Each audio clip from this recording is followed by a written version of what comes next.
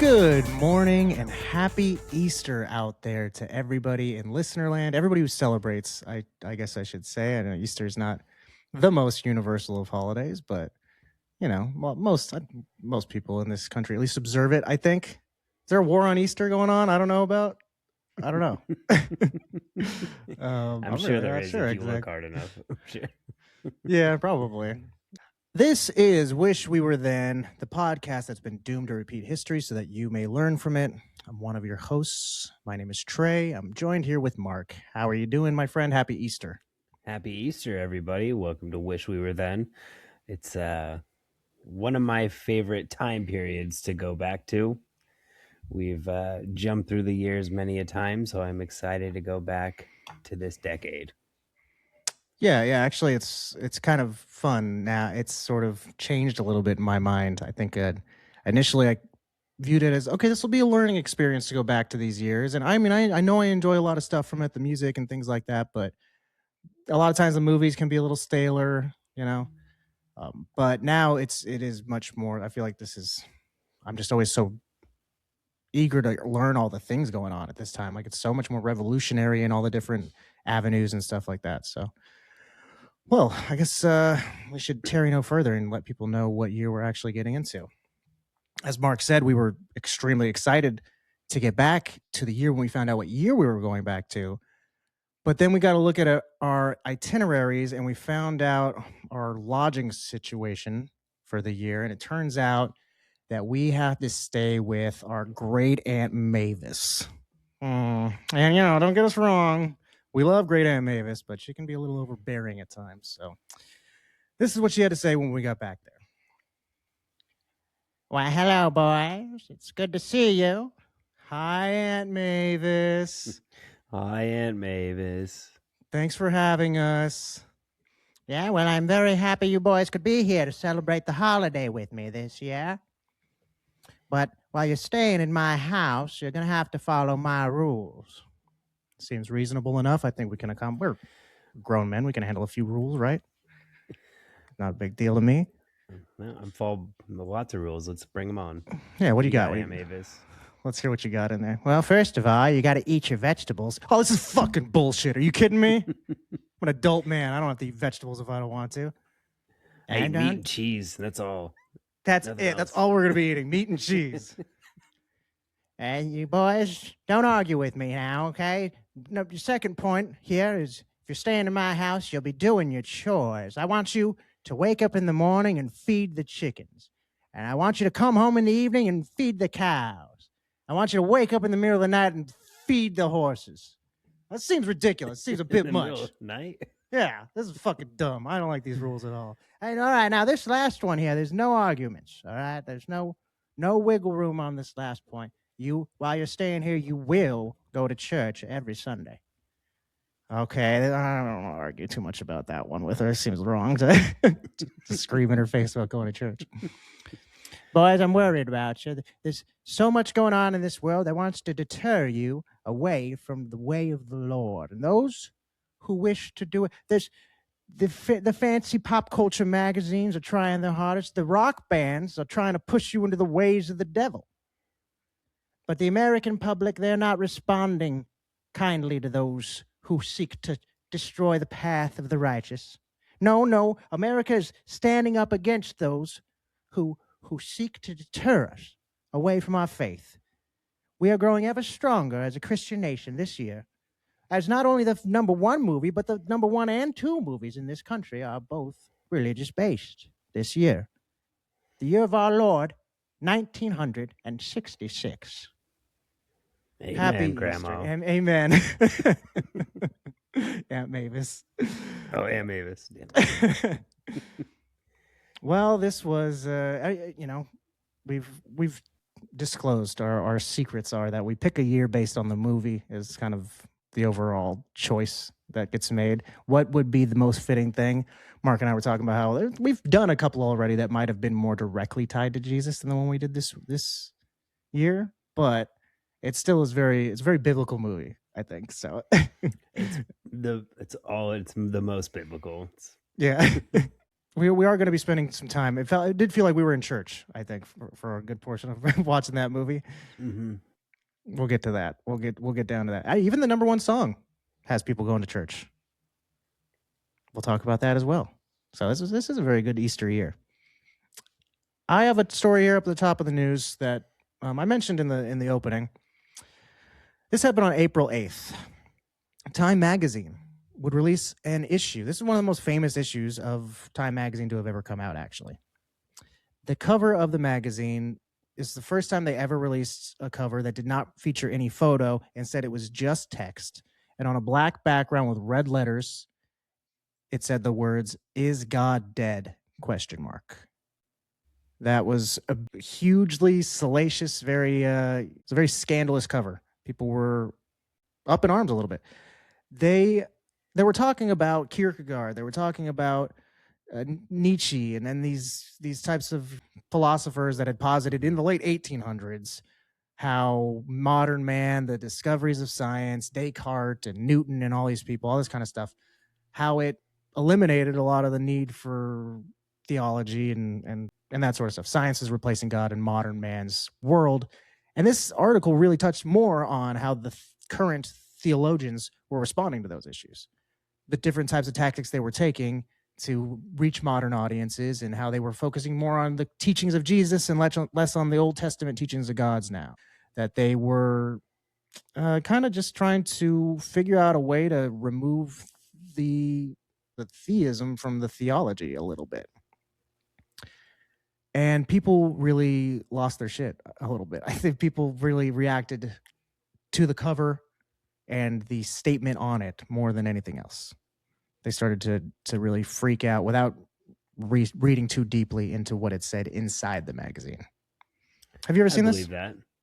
Yeah, I've seen. Well, I saw the first time I saw the Time magazine was doing research for this, but I know that that's a Nietzsche or Nietzsche, however you say his name.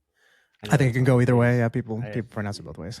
I think that's where I know this from. I know his philosophy of why he Mhm. thinks that God is dead, and he's a person to like coin that term. But I could see why people still do it today. They read an article at the headline, and they don't Mhm. read with the substance of it, and it's just it worked. I'm sure a lot of people got people's attention, and I didn't read the article though, so I can't really say much to that. But No, I mean, I didn't read it fully. I just read over like kind of what it contained. The conclusion of it was that the crisis of faith in the country might actually end up being good for the church. It might force them to change things that needed to be changed, to reevaluate some stuff that deserved being reevaluated. So, all in all, the magazine wasn't saying God is dead, and it was just asking people it was positing a question. But religion is just such a touchy subject for people. They get offended over it. So, at this point in 1966, around 97%, some polls said, 90% of the country still believed in God, which is a shockingly huge number of people. I believe that in this time. Only around 27% considered themselves deeply religious. So, but I can still believe that in 1966, that 97% of the population believed that there was a God, because even if they were stepping away from organized religion, they would. It takes a lot more, I think, to step away from the belief of an actual God than it does to be like, I don't really agree with what these priests or pastors or whoever else what they're doing or what they're, you know what I mean. So I think that step hadn't been taken, especially openly. Yeah, that's good. That's a good point. Yeah, that isn't really. I mean, that's. I think the 27%. That's also interesting. If 97% are saying they believe in God, and there's such a huge discrepancy between anyone, just believing in God wasn't enough to consider yourself being deeply religious. I don't know how many people would still consider themselves deeply religious in today's society, but I think that number is closer together. I don't think there would be that big of a disparity between those who believe in God and those who consider themselves deeply religious. I think that the idea of what was deeply religious back then was way more intense than it is now. I don't know. I'm curious to see that poll. Time magazine themselves received over 3,500 letters to the editor, and clergymen across the country protested In 1969, the magazine ran a follow-up article titled, "Is God Coming Back to Life?" They were like, please, we're sorry. This issue of Time, the original one, not the them trying to backtrack it. It's the issue that Rosemary Woodhouse picks up in the doctor's office in the movie Rosemary's Baby, when she's waiting to go to see the gynecologist and stuff like that. She picks up a Time magazine, and it's the cover is God Dead, which is fun because that movie's about her giving birth to the Antichrist. I didn't see that movie. Oh, that's one of my favorite old horror movies. 1968. So it was pretty shortly after this. Yeah. All right. Now, keeping in the theme of the week, talking more Easter stuff. Actually, I guess up top, it's funny. We usually do kind of present bummer news first. And these kind of first couple are bummers in terms of like the idea of Easter, like first off, Time magazine coming in, attacking it. Number 2 here, still in the month of April. April was a hard month for Easter. That's usually when Easter is, huh? On April 30th, the Church of Satan was founded in San Francisco by Antonio LaVey. Now, this is different than like the Satanic Temple, which is sort of not necessarily as much of a real thing as most people think it is. The Church of Satan they view the word Satan through the Hebrew word, just means adversary. That's like the representation of what in the Abrahamic faith, what Satan is. It's just an adversary. It kind of is something that takes a lot of reinterpretation to sort of apply devil to it and create one bad guy for a faith. It's something, it's come up over many thousands of years of interpretation. Mm-hmm. Jewish people don't really believe in like the devil. They believe in demons, but there's not like there's like Lucifer. He's not called Satan. So there's like a whole bunch of different like weird things about that, right? Basically, what it comes down to is the Church of Satan doesn't believe in theism in general. They don't believe in that Satan's a thing, a person or a demon or anything like that's real. They, according to High Priest Peter Gilmore, Satan is a name for the reservoir of power inside each human to be tapped at will. And no reliably documented case of satanic continuity exists prior to the founding of the Church of Satan. So there's never been like an organized religion around worshiping Satan for real. There's not really something you can find any evidence of. I know it sounds outlandish to say that, but it's actually there's not like there's not a Church of Satan that exists besides this one. You're never driven by a satanic church because they're not real. They're not a real thing. I just thought that was like something that people practiced on their own. I didn't think that. I know that there's this Church of Satan, but there's also people that believe, I don't know, they're two different things. I did not know that actually until now. So that being said, maybe there's some kind of weird secretive cabal of stuff that's going on behind the scenes that we don't have any evidence of or whatever. But it's just, again, it's not like there's not some real church out there where people go in and do blood sacrifices and stuff like that. It's just, why would you call it that? I'm not if that's what this church only way, yeah, is that the only way to say that? I mean, they're being snarky. Yeah. It's that I don't believe in this so much so that, to fly in the face of those who do, I'm going to call myself this thing that's going to make them the most upset. And I think that it totally gets the point across. And when you actually look into it and you know what it is, the reasoning for it makes sense. It also is just like, you're never going to actually the only people that you're appeasing with that type of logic and way of thinking are the people who already think like you. You're never going to have somebody who's going to hear, the Church of Satan and have to like double take and then find out more about it and go, actually, now that what they're saying makes some sense. You know what I mean? Anyone who has a problem with it up top is going to hear the explanation and go, oh, well, fuck those guys twice as hard now. Like, at least do the thing you're saying you're going to do. Yeah. So, yeah, it's kind of a... To be honest, it's just something that I never really think about. Yeah, I think I've never looked into it. Never met anybody who worshipped Satan or was... Besides like girls in high school who are like, I'm a witch. Yeah, exactly. All right. Whatever. Yeah. I mean, even that stuff is like, you can find stores that sell like books on witchcraft and things like that. There's some lady in there who will be like, I'll take you under my wing. But it just doesn't really happen the other way. You have another Easter thing?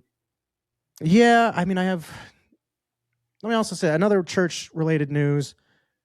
September 19th, Timothy Leary, the guy who's famous for all his work with LSD, he founded the League for Spiritual Discovery. See what he's doing with those letters there? League for Spiritual Discovery. It was a religion that featured LSD as like a sacrament, basically like the wine or whatever else. This is just a part of the worship the meditation and stuff that they did. So it was sort of like a backdoor way to like legalize it. Yeah, so he just wanted it to be legal and get the tax write-offs. Yeah, but I mean, he's one of these guys. He's got this huge. All I know about him is that he really wanted people to expand their consciousness, and I was like, I don't know how much of it he thought was a spiritual thing, how much of this was metaphysical to him at all, or whatever. I mean, people who take LSD tend to think that they're breaking through to transcend some stuff, But it doesn't seem like he really was too hokey. It seemed like he was very scientific about his research, as far as my limited knowledge of him. In terms of this actual like temple that he opened up, he was inspired by the natives of our country who use peyote in their religious sacraments. The religious fuck is the word I'm looking for? You do things. Ceremonies? Yes, ceremonies. Yeah, ceremonies. You do things. Very last thing I'll say about Easter. Now, this is more of an anti-Christmas thing, but it still is it's still pretty damn similar to anti-Easter. Very, very end of the year, December 26th, day after Christmas, Kwanzaa was created by Maulana Karenga to, quote, give Black people an alternative to the existing holiday of Christmas and give Black people an opportunity to celebrate themselves and their history rather than simply imitate the practice of the dominant society. And this is based on Matunda ya Kwanzaa ceremonies in Southern Africa that are, to bless harvests and things like that. So it's based on some African ceremonies and things like that, but was created in America in 1966. I wasn't aware of that. I've always kind of wondered what it was about, and I did not know that. I didn't see it on that year either. That's crazy. I think it's interesting because I have, it's something that it's like, oh, okay. I mean, in my whole life, I've just been like, oh, okay, Kwanzaa. That's, like the African version. Yeah, of the holiday. Accepted for what it was. I never really bothered. I think it's funny that apparently Black people all the time were also like, yeah, no, it's Kwanzaa. And they're like, I don't know what the fuck this is either. Like, you know what I mean? Like, I don't know if every Black person also knows that it was invented in 1966 or not. Maybe they do. And I just think that it's not privy to white folk, Yeah, they just keep it to themselves. Like, don't tell anybody this shit's new. Don't tell them it's like know about the newest but they can't holiday. know what it is, Oh, Kwanzaa? No, yeah, Kwanzaa, man. It's great. It's been around forever. You never heard of Yakwanzaa or Matunda Yakwanzaa? Come on, man. These ceremonies are from South Africa. So yeah, that's like I said, way more of a religious based year than I would have imagined. Yeah. So we ended up picking a good one. Ended up working out for us.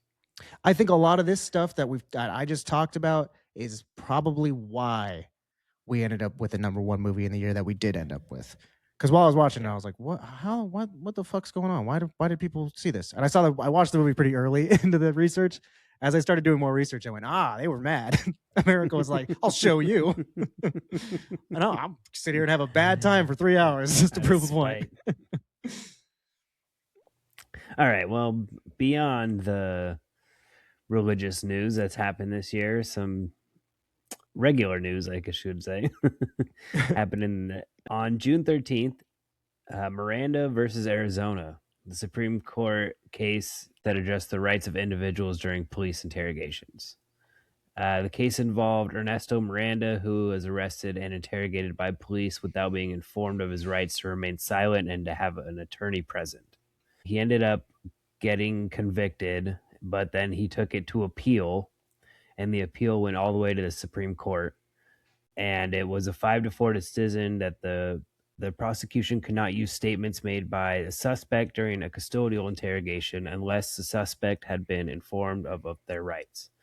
So this guy was not told that he could have these rights, and he confessed to a rape and murder that he actually committed. So it went back into court, and he got convicted again and sentenced to 11 years in prison. Oh, wow. Damn, that's interesting. So he, even though he did do it and confess to it, he still got his appeal all the way up to the Supreme Court. That's so crazy. All of that is so interesting to me. You'd think that that would mean that the guy walked and got away with this. It's crazy. You got the case thrown out, and then they're like, "Yeah, but you still did what you did, you piece of shit. We're gonna figure out how to fucking get you." I'm glad he got caught. That's wild. Yeah. He did 11 years in prison, and when he got out, got stabbed in a bar fight. Wow. Like well, a he year raped after somebody, he got so out. he deserved it. But Yeah. man, that's so crazy. I guess I don't know for sure that he. I guess it's such a wild thing about cases. I guess first of all, I will just say, just because the court found him guilty, court finds people guilty all the time that didn't actually do something. Like Yeah. Mm-hmm. every time you hear something happen in court, you just take it for fact, but you don't know. That's already scary. But so. Yeah. Anyway, so hopefully this was true. At least, like, hopefully we don't know. That's what I'm saying. Like we just know that they said it's true. oh yeah, but who knows? But anyway, yeah, I don't know. Like this whole thing, like they got all the way to the Supreme Court throughout the case, throughout his conviction, and they're like, yeah, but he still did it. We're gonna make sure we get him for it. Like what if he didn't, and they just like manufacture new evidence? Yeah, I don't know. I didn't look that hard into it. I should have. I guess I could have. Oh, I don't know. It's just interesting. I will say it's very funny to me that my whole life, I guess, I just assumed this case was about a woman. It's funny how often that happens. Yeah, it's weird how that'll just be a very common thing that you see, like a woman's first name, and then when it clicks, it's like, oh yeah, duh, it's a last name. Yeah. You said Ernesto. I was like, oh shit, yeah, I guess that makes sense. That would be. It's not like Steven versus the United States. There's they usually go with the last name. All right, I got some happier news. On May 28th, It's a Small World opens up in Disneyland. It was originally a 1964 World's Fair ride in New York. Oh yeah, I forgot about that. I had known that at one point, but I forgot that was where it started. So interesting that they would like move it to Disneyland. That's crazy. Yeah, Walt Disney was probably like, I want that thing here, and they're like, yeah, we had some money, we'll make it happen. So did Disney not make it for the World's Fair?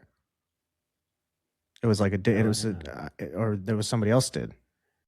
Oh, I don't know. Maybe they did do it. I don't know. So at the same World's, so yes, Disney. Look, we just looked this up. Disney did make this in Burbank and then shipped it to the World's Fair in '64 first to join their other stuff they already had there. They had a skywalk. Then they also had Great Moments with Mr. Lincoln, which is an attraction that's on Main Street. And then the Carousel of Progress, which is the big giant thing in Tomorrowland. They've renamed it a couple times. It's like Innoventions or something like Innoventions, I think is what it's called now. I haven't been there in like 10 years, so it could have changed. But anyway, yeah, that big spinning building. All of those things were at this World's Fair in '64. So those all existed prior to coming over to Disneyland. They were at the World's Fair. That's cool. I didn't know that. It's like a test run. Did great. Bring it on. Yeah.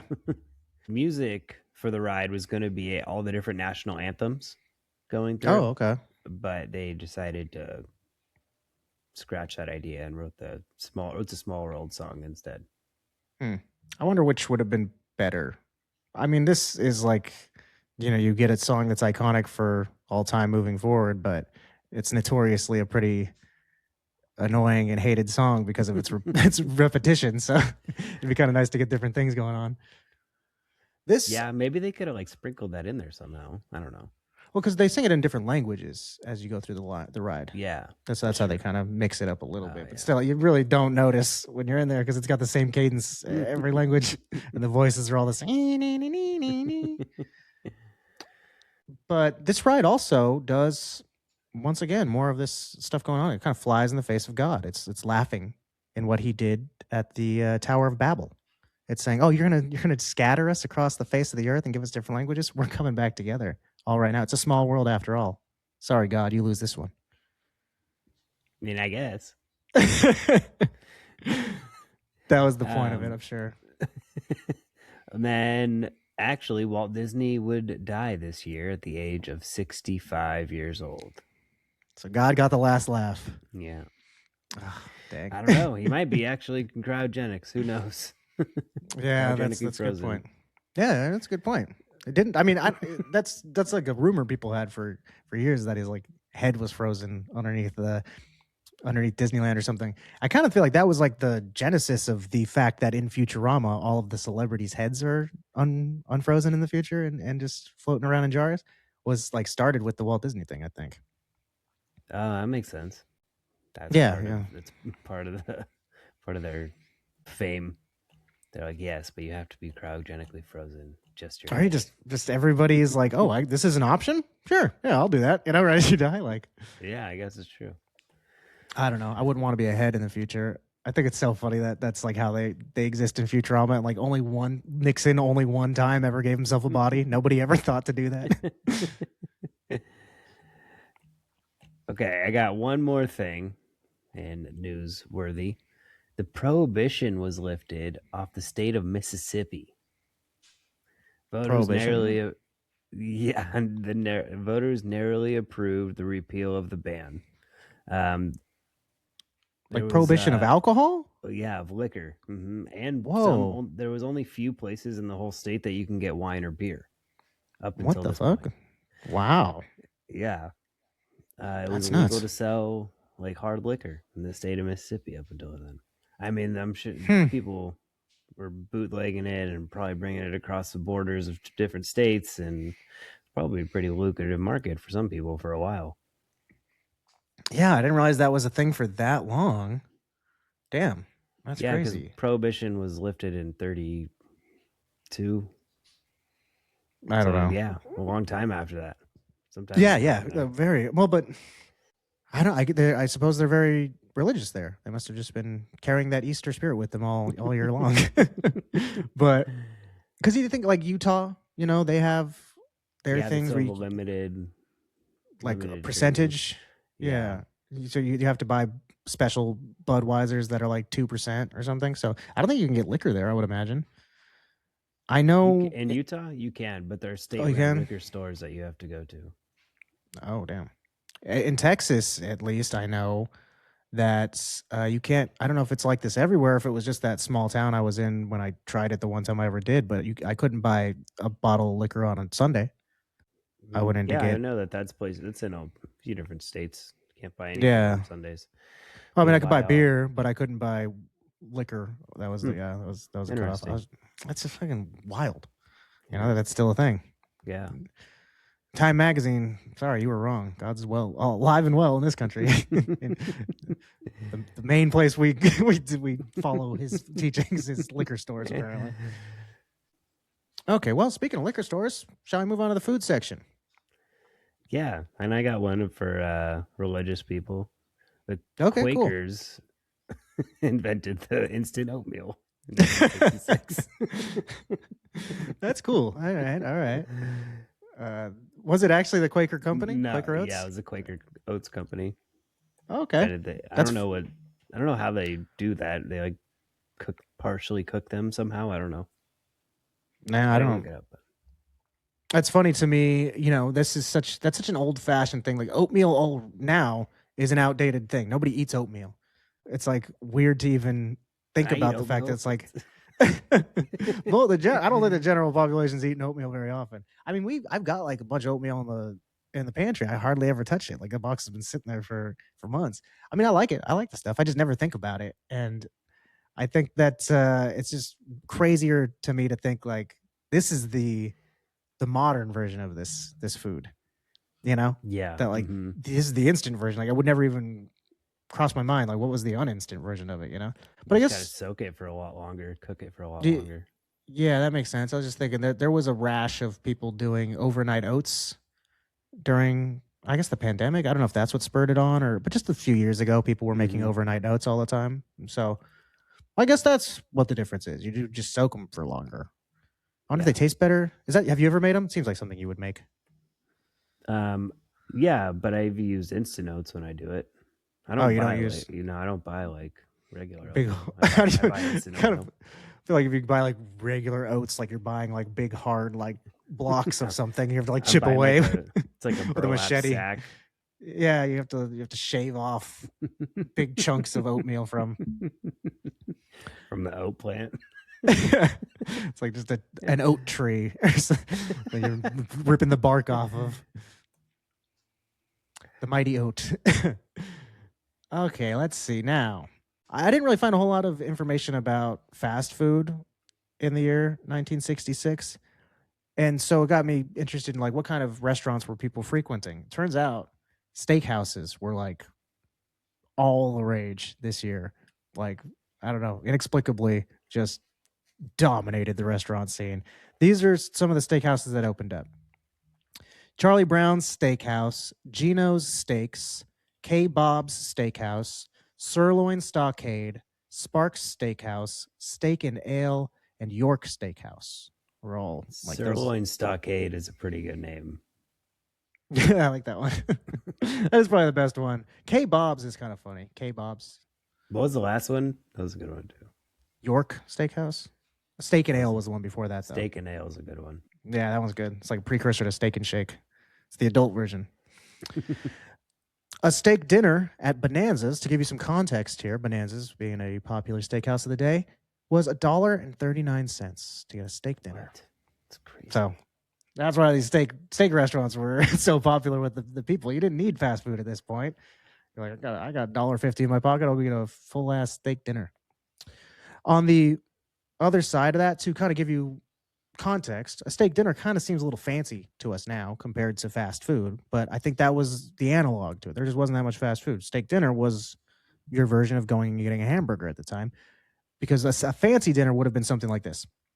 At Voisin, I don't know how to pronounce it, Voisin, Voisin, in New York City, you would get a dinner consisting of foie gras, consomme, English sole, squab chicken, fresh peas, and asparagus, finished off with an almond souffle accompanied by wine, and all of that would run you 25 big ones.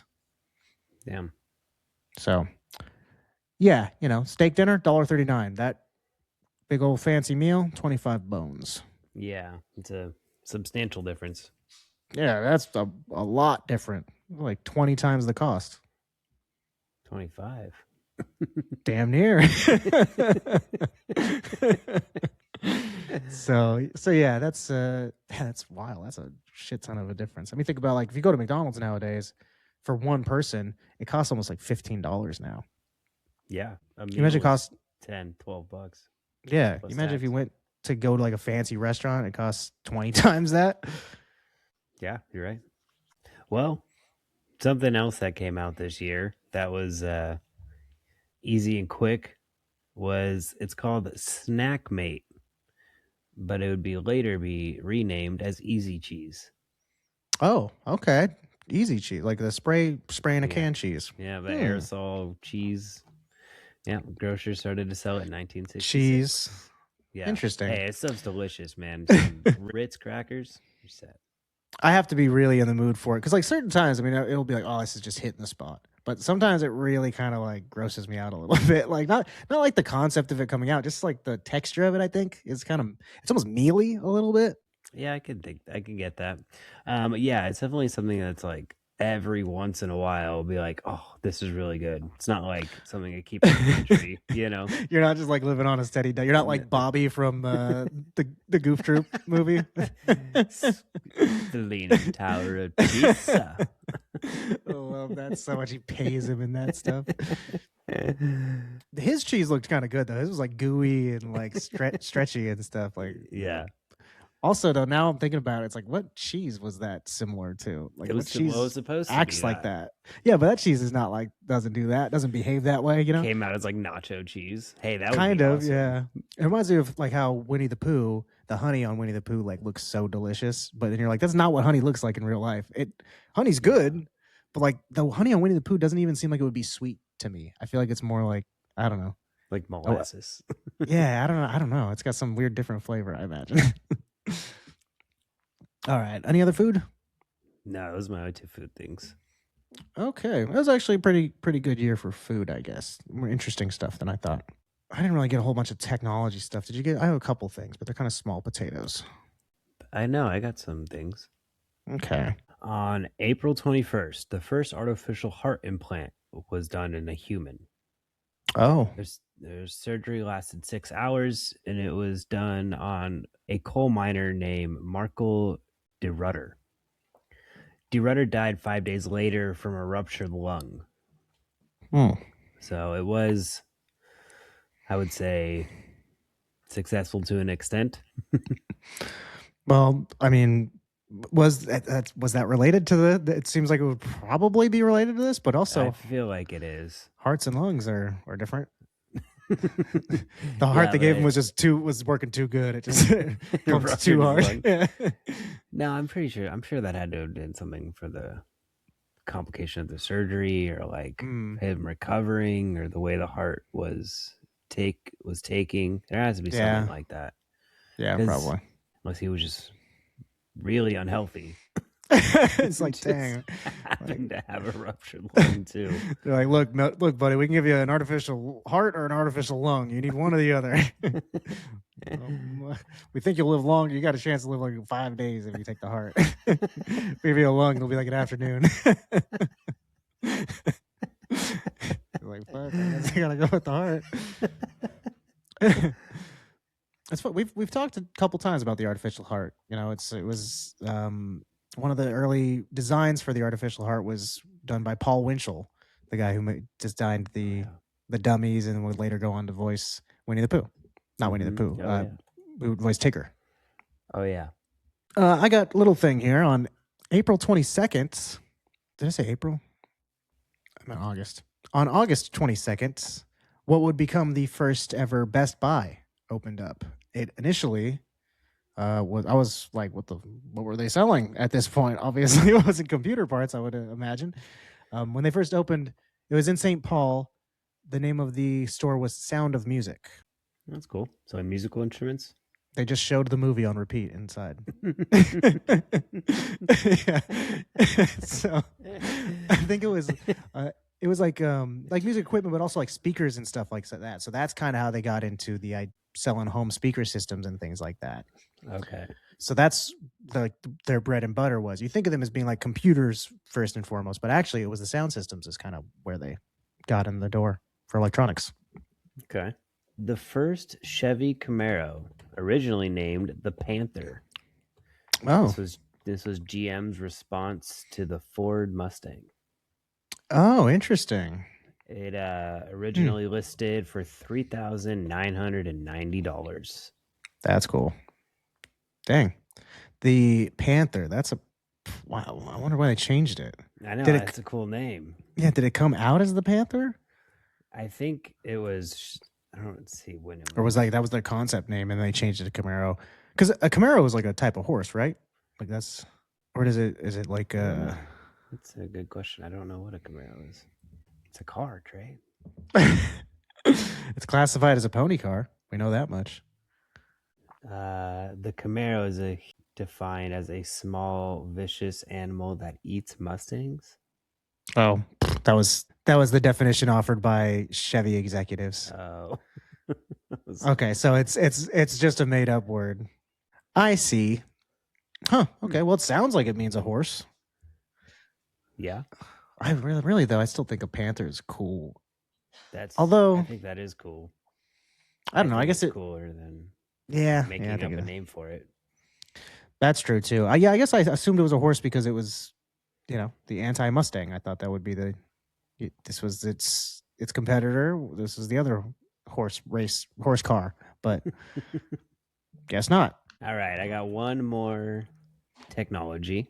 October 25th, the first automated teller machine, an ATM, was displayed at the American Bankers Association annual meeting in San Francisco, California. Wow. That's cool. Yeah, putting you guys out of a job. Yeah. For you. Check it out. Here's your replacement. That's insane. It's like a big part of me thinks 1966, just to imagine what technology they had to do this kind of stuff. It's like part of me thinks it was just a guy in there, handing people money. That's not your bank code. You're wrong. Do it again. Do it again. It's just a voice says that from inside. Do it again. But yeah, no, I mean, I guess That makes sense. There's some there, this I have another piece of technology information here that's also earlier than you would expect, I guess. Ralph Baer was the manager of the equipment design division at Sanders Associates. They were defense contractors. He had a background in TV design, like actually designing the components of television sets. And so one day while he was like leaving work or going to work, I can't remember which one it was, he wrote some notes at the bus stop. And then the next day wrote like a 4-page official disclosure document, it was called. He's a designer, so it's like this is an official draft of his theories and thoughts and stuff like that. Which is interesting that they do that. That's cool that it's not just like scribbled on a napkin and then that has to, now we hope that we know when that was. Like he officially, has this all written out. Then he had an engineer who worked for him read it and date it and sign it. So all that being said, now I can tell you what was in the document, since I just realized I've been just talking about the document itself. He was describing different types of games that one could play on a television set. He was creating video games. He was conceptualizing them in his brain. No one had really had anything like that. Again, we've spoken a few times about some precursors to early video games all the way back in the 50s. There was like a pool-based game and some other stuff like that. But he came up with like a couple different sports games and like chase-based games, and work began on the Brown Box over the next couple of years, which was the first at-home video game system that would be worked on. It didn't come out until after some other stuff did, but this was the first ever attempt at making a home video game system. Hell yeah, that's super cool. I don't know. And after speaking about the video games, I thought that this would have happened before. Yeah, right. Yeah, in the 50s there were like just research computer-based games where they would be played on the giant room, the room-sized computers that they would have back at universities and stuff, and there were a couple of those video games. But like the first ever home video game system didn't come out until 1971, I think. So this beat it by a couple of years, at least in terms of like them starting to get development on it. The actual disclosure document that he came up with, like that official list of all his ideas and stuff like that, would actually be used as evidence in a number of court proceedings over the next couple of years to kind of attack different companies for using his idea of video games. And like they used it to a degree of success, actually. Like you'd think that would have been like, no, you've created a technology, everyone gets to use that now. But they even went after Atari because they said Pong was a ripoff of the stuff that he came up with. Damn. Yeah, so this was a more of a binding thing than I would have thought, just scribbling down some ideas while on the bus. Yeah, I guess if you go through the right channels. Mm-hmm. Yeah, it's sort of like when people, you hear in terms of like writing that you should like write down your idea for a script and then mail it to yourself. So that way there's a sealed, postmarked, official, we know that when they open it up after they see that it's not been tampered with from the post office, it's got the date on it. So we can prove that you created this script before somebody else did once you bring it out to Hollywood. And then they start stealing stuff. That's pretty cool. That's a good idea. Okay, that was it for video games. I got a toy thing. I got a toy thing. So a whole line of toys came out because of the new Batman movie that came out this year. So walkie-talkies, costumes, and an entire toy line. I didn't realize the movie was this year. I just thought the TV show. I just saw the TV show came out and didn't realize the movie was. A really popular TV show the first year it was out to also come out with a movie that was essentially just a long episode of the TV show. Yeah, that's true. I watched a good amount of it, and that's all it was. Yeah, I used to love that movie when I was a kid. And it's kind of fun. It's funny, I guess, if you don't watch the show, like that's all you need. You just go watch the movie, Yeah, I've never seen the show. I like to watch the show. The show's it's a little bit better. The movie's not great. It's funny actually that's like kind of the big example of it. The idea of it and stuff works better in short bursts. I think it's kind of hard to sustain that silliness for that long. But the movie's hilarious because they know it's a joke. Like they're making it dumb on purpose, Yeah, and the show shock repellent. Yeah, that whole scene, the part where he's running around with the bomb and like he sees a group of nuns and has to turn around and run the other way. Like those are jokes, you know. It knew that it was being. People now go like, "Oh, it was so stupid." And it's like it was funny. It wasn't dumb. I mean, it was. It knew what it was doing. Let's see. Okay, I got a toy thing as well. The UK news ran a story. I watched this this news report about unsafe toys. And my main takeaway from this was just that I was kind of shocked by the sort of the scaremongering news tactics that have been around for so long that just those things didn't change. Because like first off, I gotta say, I would imagine toys in 1966 were hella unsafe. You know what I mean? There's no way that shit was like properly made for children. But you wouldn't know it by watching this report. They did a bad job trying to expose that. They well, the first toy that they did show was a stuffed bear that had been filled with plastic bags, like whole plastic bags they just shoved into a barrel. That was pretty bad. They were like, if this gets open, a kid's choking to death for sure. So like that one, you know, that was a weird choice by the toy manufacturer, I would say. Then after that, they move on to like a set of plastic girls' shoes, little heels, kind of. I mean, they're not even, they're most like flats, really, but they're like little kind of princessy looking shoes, and they have some like elastic straps over the top of them.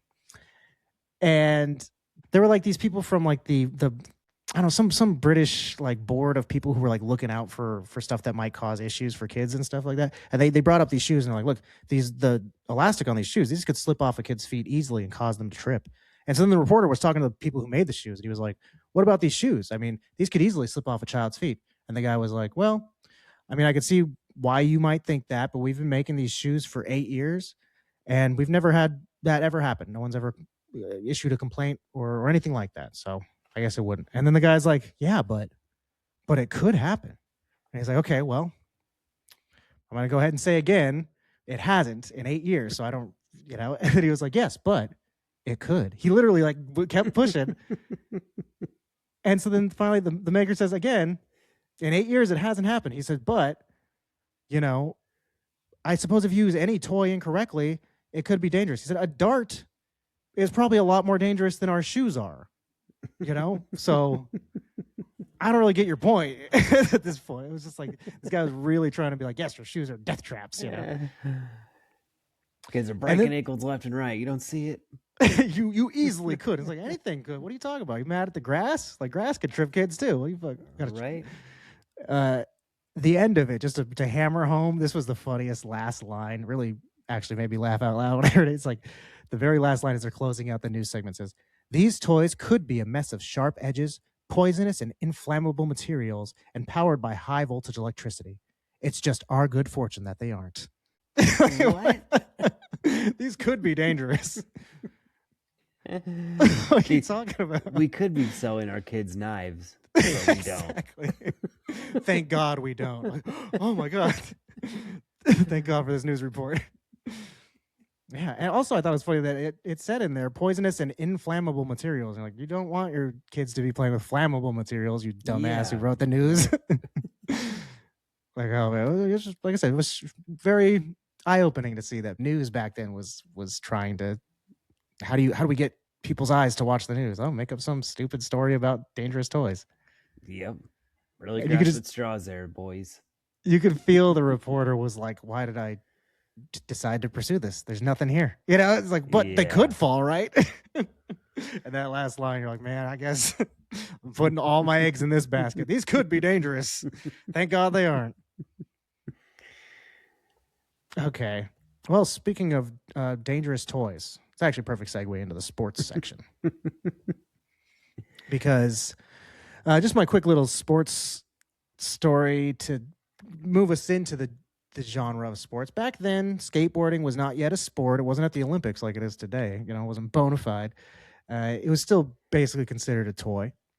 And this year was like the year kind of, it had just a crazy quick burst of popularity in the early 60s, like 64, I want to say.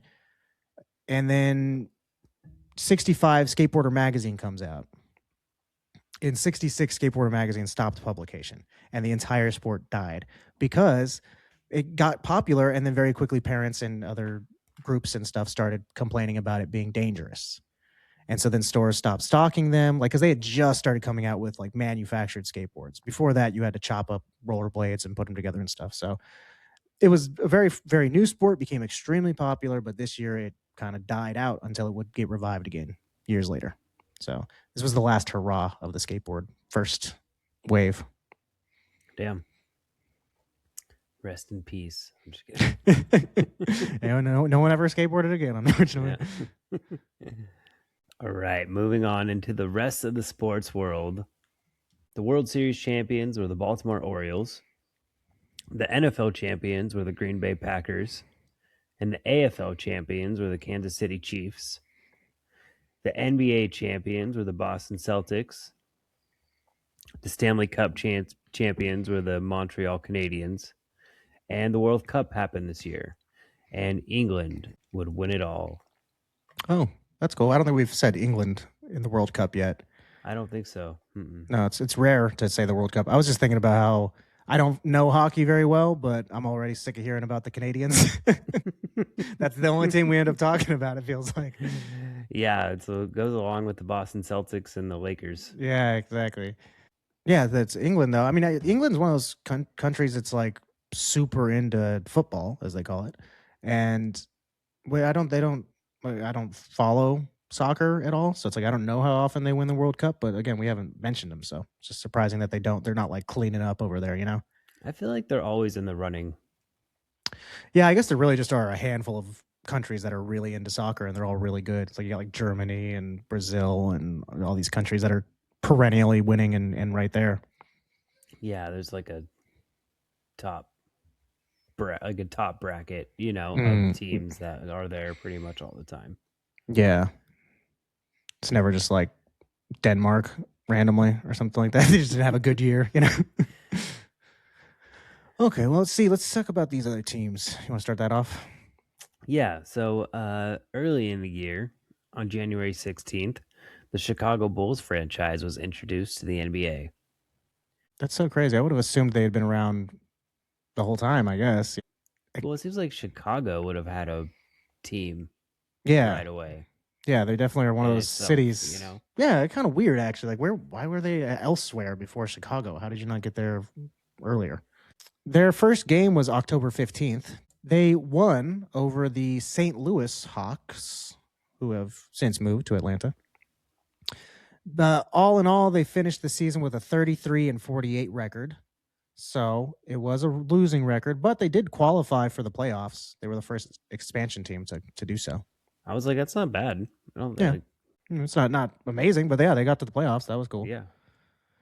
The way that they actually picked players for it was pretty interesting. They had what was called an expansion draft, where each team was allowed to protect 8 players, basically. They each just had their core 8 that was going to be on their squad. The rest of these guys are up for grabs. And so then Chicago gets to come into all these teams that already existed and pick and choose the leftover guys and form their own squad. So, I mean, they're getting the worst players out of all the teams, but they're getting the best of those worst players. Yeah, there's not that many people on a basketball team, so it's not like they just randomly have some idiot who's like, "Oh, I'll hit the basket, sir." You know what I mean? Like they're all good basketball players. The general manager, Dick Klein, he actually asked to switch to 7 instead of 8 in exchange for going last at the draft next year. So he ended up getting an extra player on the table for himself. So next year around, he'd be the last person to draft new players, but he gets the pick of 1 more from each team that's currently on rotation. Oh, that's kind of cool. 2 of the players that he chose retired after he selected them. It's like, that sucks. Like, damn, what the fuck? They became coaches for him, though. Okay. So that was nice. That's actually who you want, somebody who just finished. I mean, they don't have a lot of coaching experience. The league's young enough, though, at this point. That's still probably good. And Red Kerr was the head coach of the team. He was named Coach of the Year. So, yeah, the Bulls just came out swinging after a really weird start to getting themselves going. They ended up going to the playoffs and had Coach of the Year. Hell yeah, good for them. I guess when you were able to select out of so many different people that odds are you're going to do at least decently. Also, I think now I'm thinking about it, all of those players who got put on the Bulls are like, "Oh, really? Yeah, I'm not safe. I'm not part of your core 7. Okay. We'll see how expendable I am. Yeah, that's true. I better shoot lights out tonight in his face, Yeah. There were a lot of shakeups in the world of professional sports teams this year, actually. So the Bulls, they come into the league. The Braves would relocate from Milwaukee, Wisconsin to Atlanta. The NFL and AFL announced a merger. The actual announcement came on June 8th of this year. So this is when people found out that those two were coming together. So this would be the last champions? The last two different ones, yeah. Of the AFL? Mm-hmm. Kansas City Chiefs, they hold it. Yeah, that's true. You're right. This actually had to get approved by Congress. That happened on October 21st. Oh, because it's a monopoly. Mm-hmm. Yeah, like, crazy, right? We'll let you be a monopoly. Exactly. Yeah, right. It was like, why even bother at that point? What's with this rigmarole? You just wasted taxpayer dollars having a kangaroo court. Yeah, right. Stupid. It ended up being a thing where now they can have a common draft and they share TV revenue.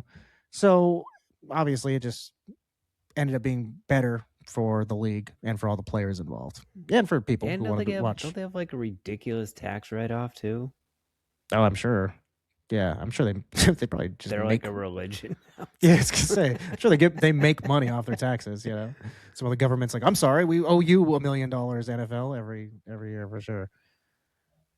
The championship game was held between the winners of the AFL and the NFL to be held at a predetermined location. So this was like how they first announced the champions of this new venture. It was the AFL and NFL still were in, they're still operating, going in those leagues against each other. Which is still how it is, the AFC and the NFC. So to celebrate this merger taking place, the Saints were announced as the new team coming into the league on November 1st. So this year you see the Chicago Bulls being born, as well as the New Orleans Saints. Kind of another one of those teams you would have thought would have been around for a lot longer. Yeah. Yeah, for sure. All right, yeah. So there were a lot of new teams. The Saints, like they're still in New Orleans. That's good. That's cool that they're still there. Because like a lot of teams move to a place where they don't make sense anymore. The Lakers being the prime example, moved to the only state that doesn't have any natural lakes. Okay, well let's get out of the sports world. You done? I'm done. All right. Speaking of a place with no natural lakes, Hollywood. TV? Yeah. Oh. yeah. It's a bunch of fake lakes on TV. And number one show in the country for the year, I'm sure there were tons of fake lakes and tons of bringing your horses to go water down at the fake lake on Bonanza. Was hard number one throughout the entire year. Some of the other most popular shows in the country, these, moved around the top 5 throughout the year, were The Lucy Show. So that's the sequel to I Love Lucy. The Red Skelton Hour, The Andy Griffith Show, and Gomer Pyle, USMC. Some debuts from the year. First off, you had the 700 Club. That was something that would be on ABC Family on. If there was nothing else on TV, and I'd be like, oh, fuck, 700 Club's on. It was like a Christian, maybe more of that. It was like a Christian show. It's still on. It's Christian news, basically.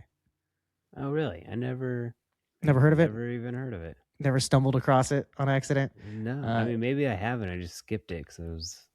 You weren't going to sit and watch it. Yeah. It's like... Yeah, it's just, it's the Christian alternative to the mainstream news and stuff like that. It's run much like the Today Show or something, and it's all from a Christian perspective. I just knew it as something that when I have seen this. Specifically, I'm pretty sure my memory of it is from ABC Family specifically, that when I'd be looking around for like cartoons or something to watch on the weekends, they would show that in the mornings, and I'd be like, oh gosh, man, this is like the worst. I hate that they trick you like that. They should be playing the Addams Family right now. Instead, they're playing 700 Club. I do remember it. I remember seeing that logo. Like I Yeah. said, always skipped it. It never. That's why I never sat in my memory. Yeah. I mean, I knew it as being like I said, it was the Christian thing. So it was something that I knew of. It wasn't, my parents never watched it or anything like that, but I knew of it. I found out it was called the 700 Club because like that's how many donors they needed. If everybody called in and donated $1 or pledged $1, they would be able to stay on the air. Mhm. So then they were the 700 Club was what you were calling to be a part of. And then that stuck. So outside of Christian television programming, in the world of game shows, now this is an effrontery to God. This is gambling with money, and Jesus turned over the money changers tables in the temple, so I'm sure he would have done the same thing here on shows like Hollywood Squares and the Newlywed Game. Both came out in '66. Those feel like super '60s game shows. Yes, the I backdrops and everything. Yeah, I used to love Hollywood Squares. I never watched that show. I never could get behind it. Really, I mean, I liked it when it was new, like when we were kids, and they had. I for some reason can't. I remember like Whoopi Goldberg would be on it, but for some reason the person I always remember being on it was Bruce Valanche. He was on every episode. I feel like it's so weird. This is my memory. Just immediately, I was like, I haven't thought about Bruce Hilarious. Valanche in years. I just thought of him because of Hollywood Squares. These some other shows that were some really huge shows for this year that were not game shows. First off, you got Star Trek. Then you got Batman. Then Mission Impossible and The Monkeys. I would say those are probably the biggest, most important shows from the year. I had actually never seen an episode of. I'd only ever seen the pilot episode of Star Trek. Is this the first Star Trek? Yes, yeah. This is like where the actual. I think the pilot might have been shot in '65, but it wasn't released or whatever. So the Captain Kirk, Leonard Nimoy, Bones, all that stuff is all from '66. And I had never seen Okay. it, so I watched the first couple episodes, and I mean, it's something I always knew I would like. I just never. I don't know. I don't know why it never was something I ever checked out and got into. I kind of feel like it's probably because I know I have too much to check out if I go down that path. Yeah. The original series, the Next Generation. There's a lot, and I don't know if I want to be a Star Trek guy. Like make that my thing. Well, you could. I don't think watching the first how many seasons? Like 3. It's not a show that has like hundreds of episodes that you have to get through. Yeah, probably like up to like in their 20s, 30 maybe. Let's see, Star Trek 66, 80 episodes. It's actually a decent amount more. 3 seasons, 80 episodes. It's a lot. Yeah, it is a lot. But yeah, so I checked out the first couple episodes of that and thought it was really good. I think they got something on their hands here. There could find some Yeah, success with this franchise. The Batman show we spoke about a little bit. I used to love that TV show. Mission Impossible I've never seen. Have you? Not the TV show, no. Mm-mm. And then the Monkeys. We've talked about a little bit before. I've mentioned the Monkeys movie Head, which I really love. It's super trippy. It's from like '68. It's really, really cool. Very acid trippy. Love that movie. I had never seen the show. I had never listened to any of their early music, and I like their late music. I really enjoy. I listen to a lot of the Monkeys like later albums because I think they're a great band when they were allowed to be in charge of their own instruments. At this point, the show came out, and they're not really. They're just kind of actors on this silly show. So the show is it's it's '60s campy. It's exactly ripping off the Beatles, all the stuff they did. It's not great, but I was watching it and just felt like, oh, cool, it's the Monkeys. I like these guys, and I thought that's so funny that like I have a relationship with them just based off of the movie Head, which came so much later. Which like I'm sure I'm the complete opposite of everyone else when it comes to them. Like that. Like everyone else knows them as the Beatles ripoff band, and then you find out they did cool shit later, and it's like I just like their cool stuff and kind of never got into their lame early years. Yeah, I still have never watched that Head movie. Got to see the movie. You got to listen to the album that came out with it, and the couple albums that are around it before and after are great. They're really, really good. I mean, I think they're just as good as the Beatles albums from the same years. So I mean, again, I really like the band, but the show is, like I said, it's silly little campy '60s fun. So it's not great, but it's cool to see what TV was like at the time. There was also the TV show Dark Shadows that they remade into that movie with Johnny Depp. That I actually was surprised to find out was like a serious thing. I kind of assumed because the Johnny Depp movie was a comedy. I thought it was kind of more tongue in cheek a little bit, but no, it was just played straight. This was just like a vampire soap opera. Which I mean, isn't that weird? Because we have stuff like that now. People take it seriously. It's just funny to think in the '60s people were taking vampires seriously like that. Yeah, I guess they must have been popular enough to be like a good part of the lore. I don't know. Yeah, It's weird to me. It was interesting. I didn't get to see any of it, but yeah, like I said, I thought maybe it would be a little jokey or whatever, but no, it was just played straight. Also, the other thing that I thought had a comedy bent to it, again because of the movie adaptation that came out many years later, is the Green Hornet. There was the version with Seth Rogen, Yeah. and that when it first came out was like it actually is kind of more or less the actual Batman TV show. Like it's the same. He's the same character. He's a rich guy who is secretly this superhero. Kato is his Robin. It just happens got to be his driver. yeah, and he's got an unlimited access to gadgets. He's got a fancy car, all this kind of stuff, and it's just a serious version of the Batman TV show. It's not silly. He doesn't have a bunch of supervillains as far as I could tell. I only watched the first episode, but isn't it Bruce Lee? Yeah, isn't he? Kato? Yeah, he plays Kato. Mm-hmm.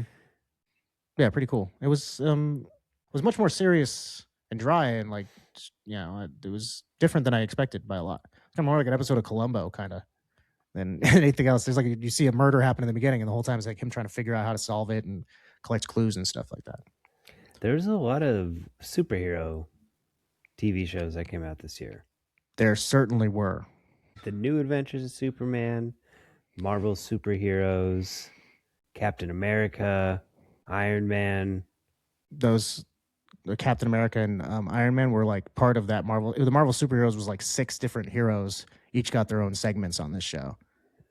It's pretty cool. I wanted to watch it. I forgot. I found it on YouTube, but I didn't get a chance to check it out. There's also the Adventures of Superboy, as well as the New Adventures of Superman. So there were 2 different things there. There was Super 6.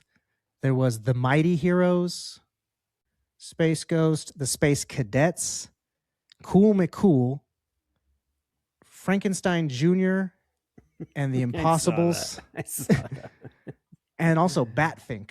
I thought that was a fun name, Batfink, like Ratfink, but Batfink was a cool name. And those last 2 were like, Batfink was basically a cartoon comedy version of Batman and Green Hornet.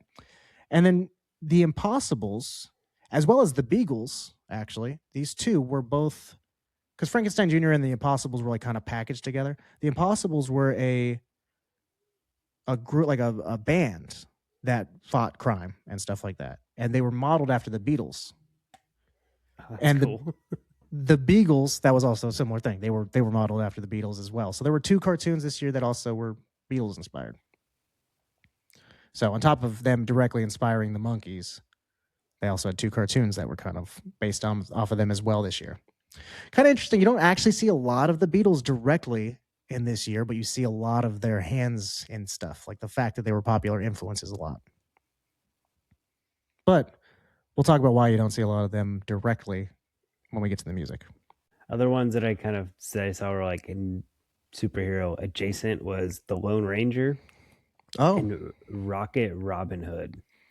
It's like a futuristic Robin Hood. That's cool. And they're like in space. That seems neat. A lot of space stuff too. Yeah, that too. Mm-hmm. So 2 big things that came out that would last through time itself is The Great Pumpkin with Charlie Brown. It premiered on CBS for Halloween special. And How the Grinch Stole Christmas also aired on CBS for Christmas time. I didn't realize they were both CBS things. I think it's really cool that they, like this year specifically, CBS was awesome. Like for holidays. Let's dish it out. Yeah, man. They really, really killed it. Also, like, that's so cool because you don't think of Charlie Brown and Dr. Seuss stuff like going hand in hand. So it's neat that they were on the same network. Yeah. It's like 2 big, huge things that aren't Disney. So it's kind of neat that they happen to be coming from the same place. That is cool. I honestly, I don't know which of these I like more. That's a close one. That's a close one. I think I would say the Grinch. See, I was going to say the Great Pumpkin because there are less Halloween specials than there are Christmas specials. That's true. But this is actually the one instance in which there is a Grinch Halloween special. Have you seen that one? I have seen that one. That one's cool. Halloween is Grinch night. Yeah. So it's like, actually, you could interchange either of these and I'd be okay with the way it worked out because I like the Christmas Charlie Brown as well. But I probably would go with the How the Grinch Stole Christmas myself as well. I think that I've seen a lot more. And actually, we've talked about before. I think we both said that the best Charlie Brown special is Thanksgiving because there's no other Thanksgiving specials. Yeah. Okay. All done with television. Let's give thanks to Billboard for compiling a list of the top songs of the year. The way that we give our thanks to them is that we tell you about the top 5 off of that list. We've got them on Spotify. We got the first top 10 songs on the list are the top 10 songs from the end of the year chart for 1966. The next 40 songs on our list are all coming off the Hot 100. And then after that, there's just a bunch of other songs that came out this year that are interesting. So our Spotify list, the Hot 100 ends at A Well-Respected Man by the Kinks. That was number 100. But let's get into number 5 first. All right, number 5, Reach Out and I'll Be There by the Four Tops. Released on August 18th, 1966. Written and produced by Motown's main producers, Holland, Dozier, and Holland. On the Billboard charts, it hit its peak at number 2. Dozier said that they were strongly influenced by Bob Dylan, commenting that we wanted Levy to shout out the singing lyrics, and it was a shout out to Bob Dylan. Huh. Interesting. I guess now I like these. It's like, oh, I guess, yeah, that makes sense that Dylan kind of shout sings. It's just, it sounds a lot cooler when the Four Tops do it. When Levi Stubbs is doing it, he's got a little bit of a better voice. Much better voice. The group actually supposedly begged Berry Gordy not to release this song because they said to them it felt a little odd, apparently, according to one of the singers from the Four Tops, Duke Fakir. He said that it just didn't seem like it was one of their, like, it didn't fit them, I guess. Also, according to him, the line, "Just look over your shoulder," was improvised. This song got inducted into the Grammy Hall of Fame in 1998. There were a couple other versions of this song that actually did well, charted when they came out. In 1971, Diana Ross went to number 29 with a cover of this song. And Gloria Gaynor in 1975 reached number 60 on the charts. Yeah. In 1988, a remix went number 11 in the UK and in Ireland. So that was just like a remix of the original Four Tops version. Thought that was weird. I couldn't figure out, like, was there a movie it got used in or something that was popular in the UK that year? Possibly. I just couldn't track down any info as to why that occurred. And then Michael Bolton recorded a version with the Four Tops in 1993. That hit number 2 on Canada's adult contemporary charts. Damn. This song done really well over the years for a lot of different people. That's super cool. Yeah, over and over again. It's actually the most I think I've ever seen while researching a song, that it just kept popping up. And like a lot of times somebody else will do a song and have another successful version, but I've never seen it where like every artist that touches the song charts at least. You know, like these all made it fairly decently far. Maybe we should cover it and get through the cash grab. Last time it really got used by anybody was in 2020. The song was used by one Joseph R. Biden for his presidential campaign. So I don't know if the song has any life left in it now. Yeah, it's been covered to death, and then Joe Biden used it in 2020. So, well, there goes that idea. Yeah. Yeah, it was fun while it lasted. Sorry, Four Tops. Okay, let's move on to number 4. This song is Last Train to Clarksville. It's by The Monkees. Came out August 16th of 1966, which I thought was so strange that this came out on the 16th and Reach Out, I'll Be There came out on the 18th. I was like, for what? They don't like release things on the same day like they do in the future, like on Fridays or Tuesdays or whatever day things come out. Just back then, I guess it was whenever the fuck you felt like it. Yeah. So on the 16th, this hit number 1 for 1 week. It is the debut single from the group The Monkees. We've spoken earlier in the episode that their TV show came out this year. The show debuted on September 12th, so a little less than a month after the song. So the song came out first to promote it. And I mean, that's insane that's how... First off, I'll say this song is one of the most shameless rip-off songs I've ever heard. It's like so hard. Like as soon as it starts, you're like, which Beatles song is this? And then it's like, oh, that's not the Beatles. It's crazy how much it is. But that's telling because this hit number 4 for the year before the show even came out. That's so crazy. Well, this was a hit. Good this year. They got a good year. That just was a hit because they copied the Beatles that well, I guess. Yeah. And again, people were not too happy about the Beatles. We'll still talk about that when we're done with this list. But the lead vocals on this song are by Mickey Dolenz, who's the drummer. He's really funny. You got to watch that movie, Head. I love Mickey. Right. It was featured in 7 episodes of the TV show, which is the most of any song, which is interesting because I'm a Believer was out at the time. Like, not at the time this came out, obviously. This was a debut. But like during the show's run, I'm a Believer you'd think would be the one that they would lean into. But this was like the biggest song at the time. Kind of interesting. It was written by the songwriting duo Tommy Boyce and Bobby Hart. The actual track was played by their band, the Candy Store Prophets. The song that was number 1 on the radio when they wrote the song was, you'll be shocked to find out, it was Paperback Writer. Which not is like, at all, actually. That's what this one sounds like, so crazily the same as Paperback Writer. Oh, actually, and Bobby Hart, one of the songwriters, when he first heard Paperback Writer, he thought that Paul McCartney was saying Last Train to Clarksville at the end. Oh, really? So he just totally ripped it off. Yeah, then he found out that wasn't the lyric, and he's like, hey, I'm just going to use that then. I think he just caught it on the radio and heard, Last train to Clarksville, Yeah. And I was like, okay, I'm going to do that then.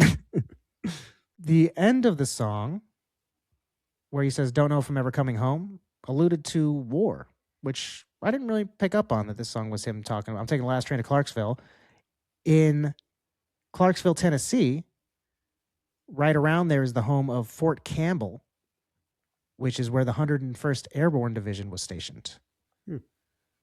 So this was a reference to being shipped off to the Vietnam War. The band couldn't come out and say anything like that. This was for a TV show. This is for a major network, and so they couldn't make any direct references to war because they would, probably get in trouble for that. So when they were asked about it directly, Hart said it was named after Clarkdale, Arizona, which is where I think he said he might have grown up. It was some kind of weird bullshit story he came up with as to why it would be Clarkdale, which also is not Clarksville. So he didn't even come up with a good cover story. But yeah, so this was kind of a protest song, sneakily. Interesting. Slid it in there. I like it. Yeah. The Monkees, again, just to kind of give one little less, because like I said, the Candy Store Prophets were the ones who played this. They were all hired because they could play the instruments that they were hired to play or to portray. And then when they kind of started doing the show, the producers and stuff just kind of handed them music that they didn't have any say in, and then recorded it all without really talking to them about it, and just had them do the vocals for the tracks. And so the first season of the show, they were pretty pissed off with their labels and things like that. So it took them a couple albums in to be able to start making their own music. So that's when the Head thing comes in and stuff. So it's like this whole time they were just sitting there itching to do something they wanted to do. So it's just interesting that it's called the Monkees, but really mostly it's the Candy Store Prophets. They're the ones who wrote it and played it. It's just the singer was Mickey Dolenz. Number 3, What Becomes of a Broken Heart by Jimmy Ruffin. Released on June 3rd, 1966. It peaked at number 7 on the Billboard charts, which I thought was interesting. Yeah, pretty low. Written by William Witherspoon, Paul Reiser, and James Dean. And the recording was produced by Witherspoon and William Mickey Stevenson. The instrumentation was a Motown's in-house band called the Funk Brothers, which I thought was a sweet name. That's a good name. It's like too bad they were like a primary band, even though they could have been. I also thought the Candy Store Prophets was a pretty sick name too. That is a cool name. I like that. Yeah, these are good names for these backing track bands. Right. And then the joint backing vocals was Motown session singers, the Originals, and the Antonettes. The Originals is funny to me because it makes me think of Spinal Tap, where they're doing the song when they're like in the diner and they're doing that cry, cry, cry all the way home. And they're talking about when they first met. And he says, originally, we was in a group called the Originals. Then we had to change the name to the New Originals because there was already a group called the Originals. So I was like, I wonder if that was in reference to this. I just assumed it was a funny joke. But no, it probably is this. This song, I've never heard of Jimmy Ruffin before, I don't think. I think this is like the only song I've ever heard him do. There was a restaurant that was in Appleton that was like soul music themed, and they had records all over. So it was called the Cozy Corner. It's fucking awesome food, so good and so much. The portions were insane, but yeah, all plastered everywhere was just all sorts of soul music and artists and things like that all over there, and like records and the faces of them. So I think the one that was right next to the cashier was Jimmy Ruffin. So like I recognized the name but didn't know who he was. The two that always stuck out to me were him and Bobby Womack. And like I didn't really listen to either of them, but I knew their names for a while because of that. The song was written initially for the band The Spinners, who are a really good band. I like The Spinners.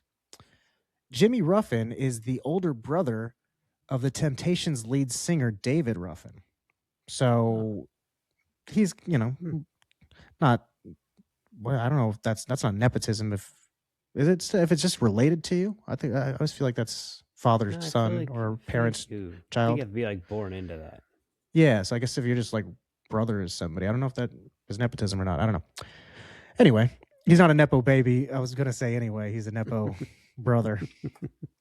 So Jimmy was able to convince the songwriters to let him sing the song because his brother's in the Temptations. So you're like, yeah, I guess I'll let you do it.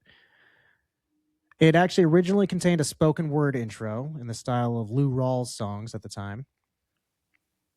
And that's why the intro is like longer than songs were typically at the time. Usually they would kind of get to the point a little quicker. This one has a pretty long intro for it, which was unusual for the time frame.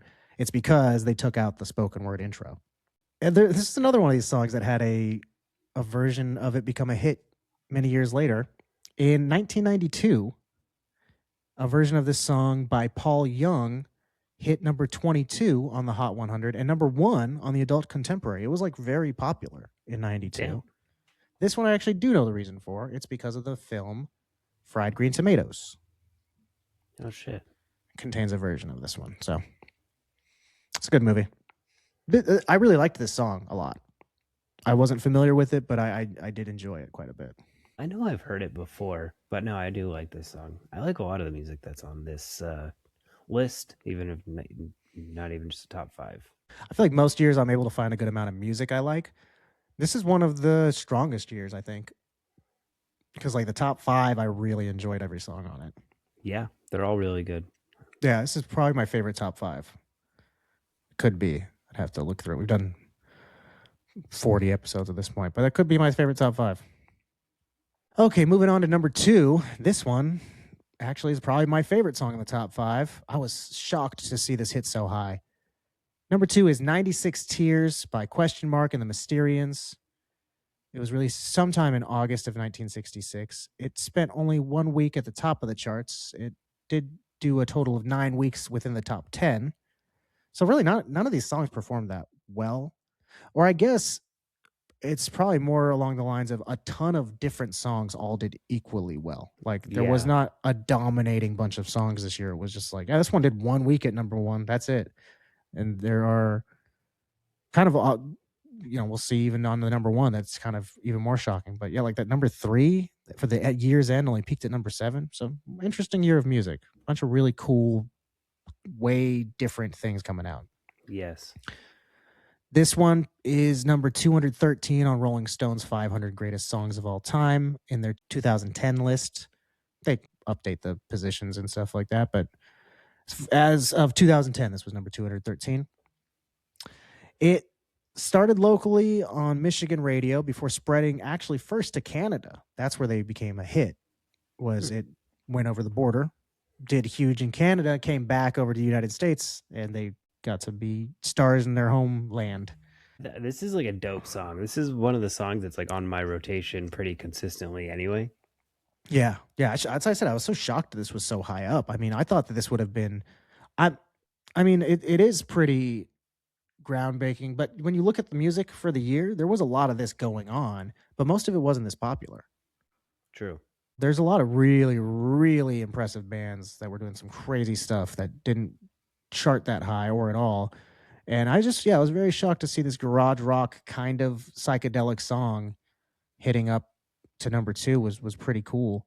And I think it must have blown a lot of minds. I mean, I still, when I hear this song, to think of, especially now, knowing more of the context of what came before it after doing the show for so long, like all of the music from this year is kind of mind blowing.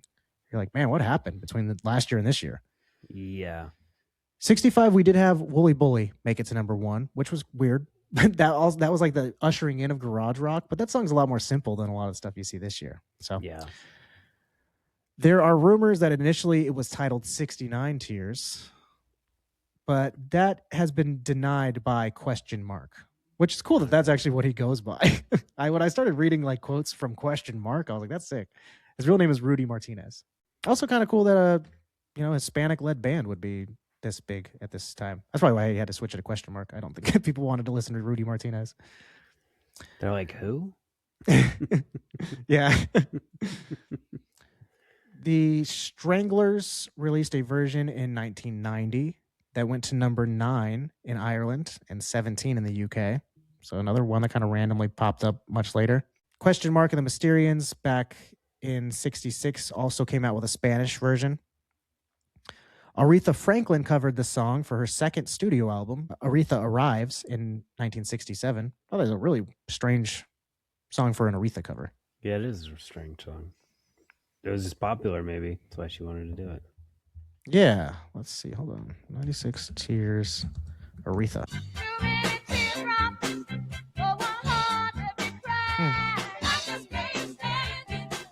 If I didn't know that this was 96 Tears, I wouldn't pick up on it yet. Yeah. Here we go. Let's see.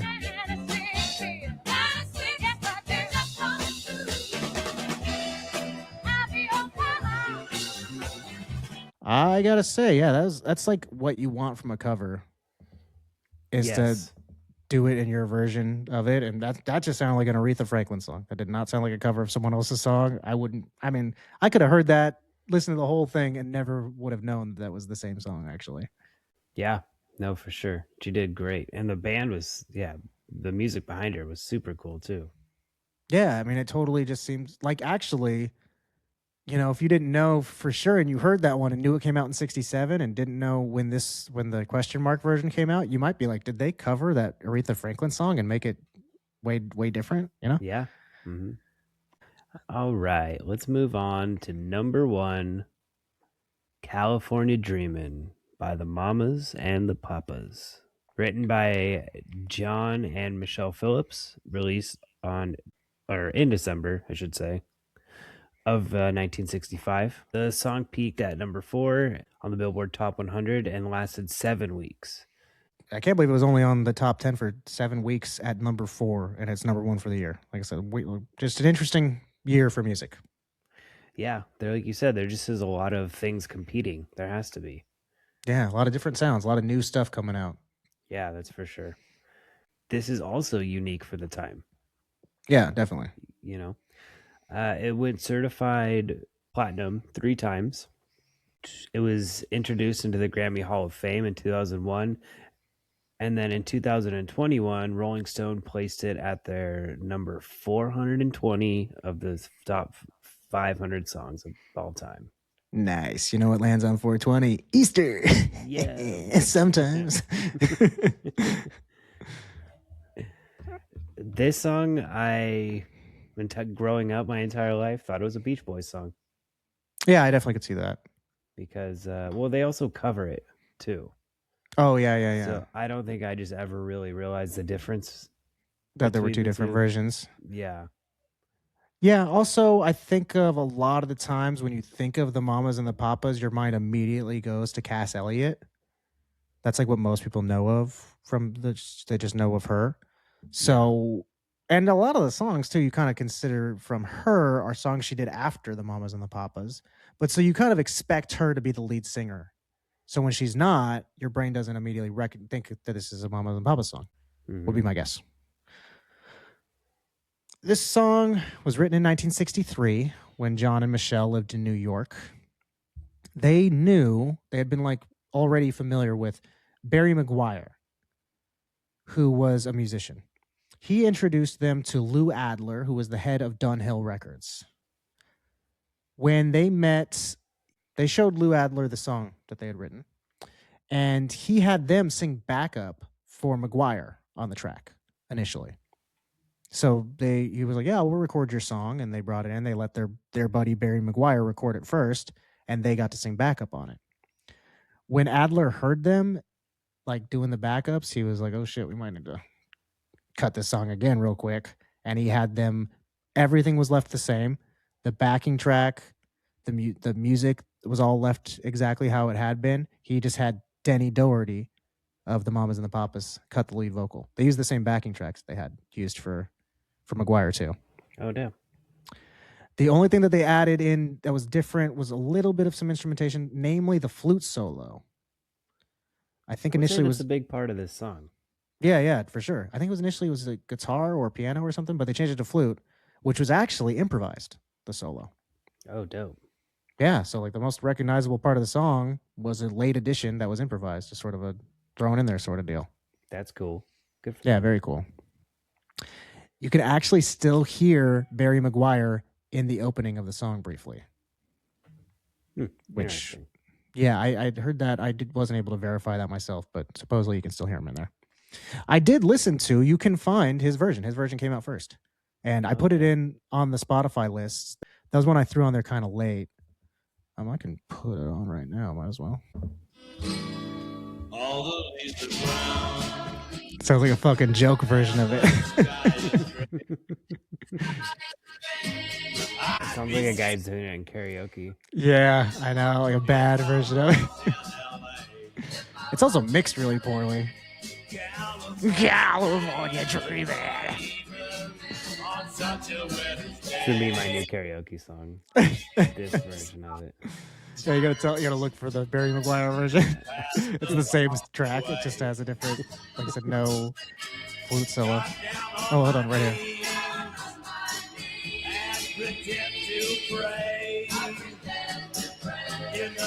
Okay, and that part right there, I left playing for a second because supposedly Cass Elliot sang "Began" instead of "Pretend" when he said, "I get down on my knees and pretend to pray." She thought the lyric was "began," and so she said "began" on the recording, and they only had the one recording, so that was how it is on the actual song. And like for months on tour, she was singing "began" until finally someone was like, it's "pretend," right? And so then she switched to the real version of it. Oh, interesting. Yeah, for a long time. And like I said, you can kind of hear on that, which is something I noticed a lot this year throughout many songs, was hearing people sing different lyrics and them just going like, I guess that's the best take we got. They didn't like try again or what. I just think that's so strange. You hear it and it's in like prominent recordings, like the Beatles, and specifically on this year, Sunshine Superman by Donovan. There's a part where you hear two people, you hear the backup singer sing a different line than he sings, and they just leave it in. I just find that so shocking. This year is kind of one of the most prevalent years for that, I've noticed. Interesting. I've always thought that about 60s songs. Like on, like one that always, an early thing that made me notice it was Revolution by the Beatles. There's a part where like one of them says institution, the other says revolution. So it's like revolution, you can kind of hear the wrong T in there. Yeah. Mm-hmm. And that was always has bugged me. I'm like, why didn't they re-record that? I don't understand that. And it's a very common thing to have happened in the 60s, I guess. Hey, their I don't. song's cool. Maybe Doesn't it need was to say. authentic. Yeah, this is the music. This is the way it happened, man. Like this was the performance. The performance that you're hearing was the one we wanted to record. Yeah. We're not like fine tuning everything and coming out with the product. It's the performance. Yeah. Could be. Also, might just be that I don't know, tape was expensive. That too. Time Just recording. go, hopefully all no that one stuff. notices. Fuck. Well, so that's it for number one. But this, I mean, this was essentially their debut track. They had a couple of singles before this, but this was like the first thing they really wrote, and this is the one that skyrocketed them to fame. So we've seen a handful of times that just is so wild when someone comes out and then is that popular. It's so cool to me. Let's look at the rest of the music from the years, shall we? We have, and we mentioned the Monkees debuted this year, but so did Nancy Sinatra. She got pretty far up on the charts with number 6. Number 6. These boots are made for walking, and I like that song a lot. Yeah, she's got a great voice. Mm-hmm. I think it's cool that she and her dad are on the charts at the same time. It's super crazy. Yeah. Strangers in the Night by Frank Sinatra is number 8. Yeah, and then she finished 2 above him. Like, that's got to be cool. You dad. I win. Cherish by The Association is number 7. Wasn't crazy about that song. No. Probably the weakest in the top 10. Kicks by Paul Revere and the Raiders are awesome. I love Paul Revere and the Raiders. The Ballad of the Green Berets was interesting. By Staff Sergeant Barry Sadler. I had heard that song before, to be honest. Oh, really? Okay. Yeah.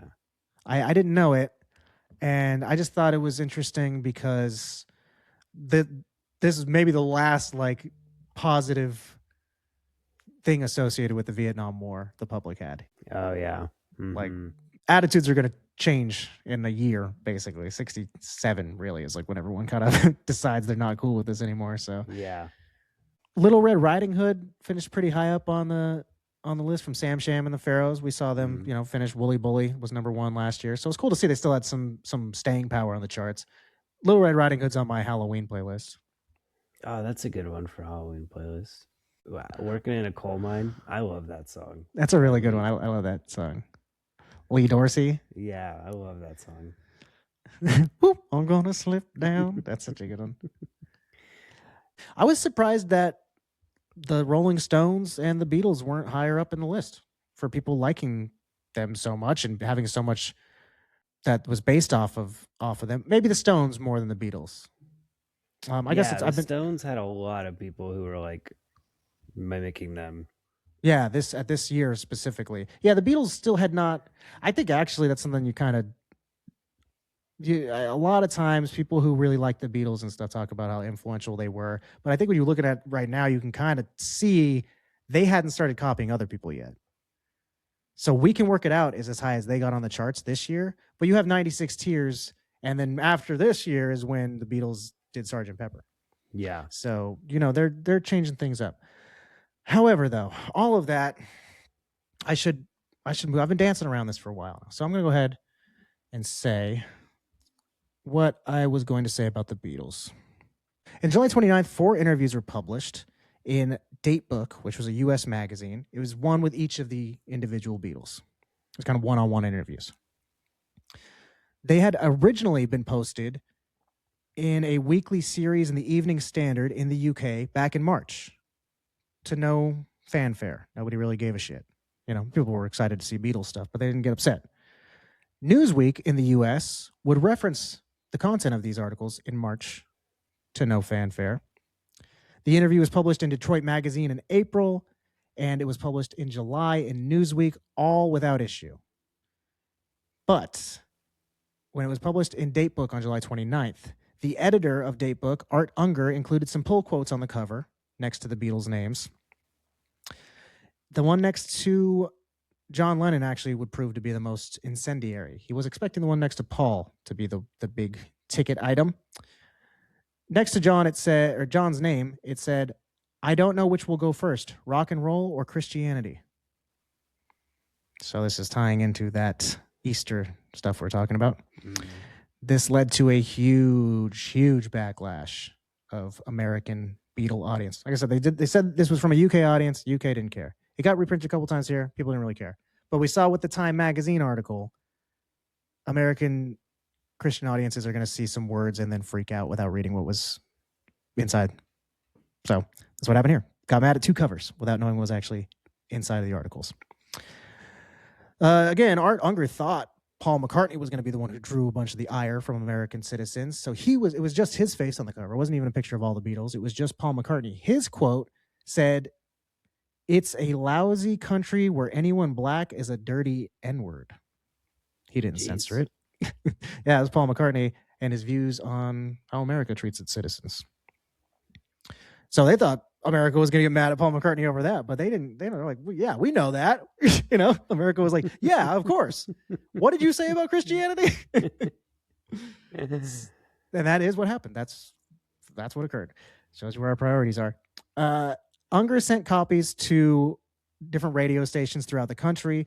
WAQY in Birmingham, Alabama was the first and kind of most noisy people to respond to this. DJ Tommy Charles said, "That does it for me. I am not going to play the Beatles anymore." July 29th, they had a listener call-in show, and the response was overwhelmingly negative towards the Beatles. People had turned on them, especially in the South. He and his radio DJ partner guy, they publicly destroyed a bunch of their Beatles LPs, in protest of this. Then they later hired a tree grinder to have fans come and bring a bunch of their Beatles memorabilia to throw into the wood chipper. Jeez. The KCBN station in Reno had a bonfire that people could come and light all their Beatles shit on fire. Then stations throughout the South followed suit and had their own bonfires.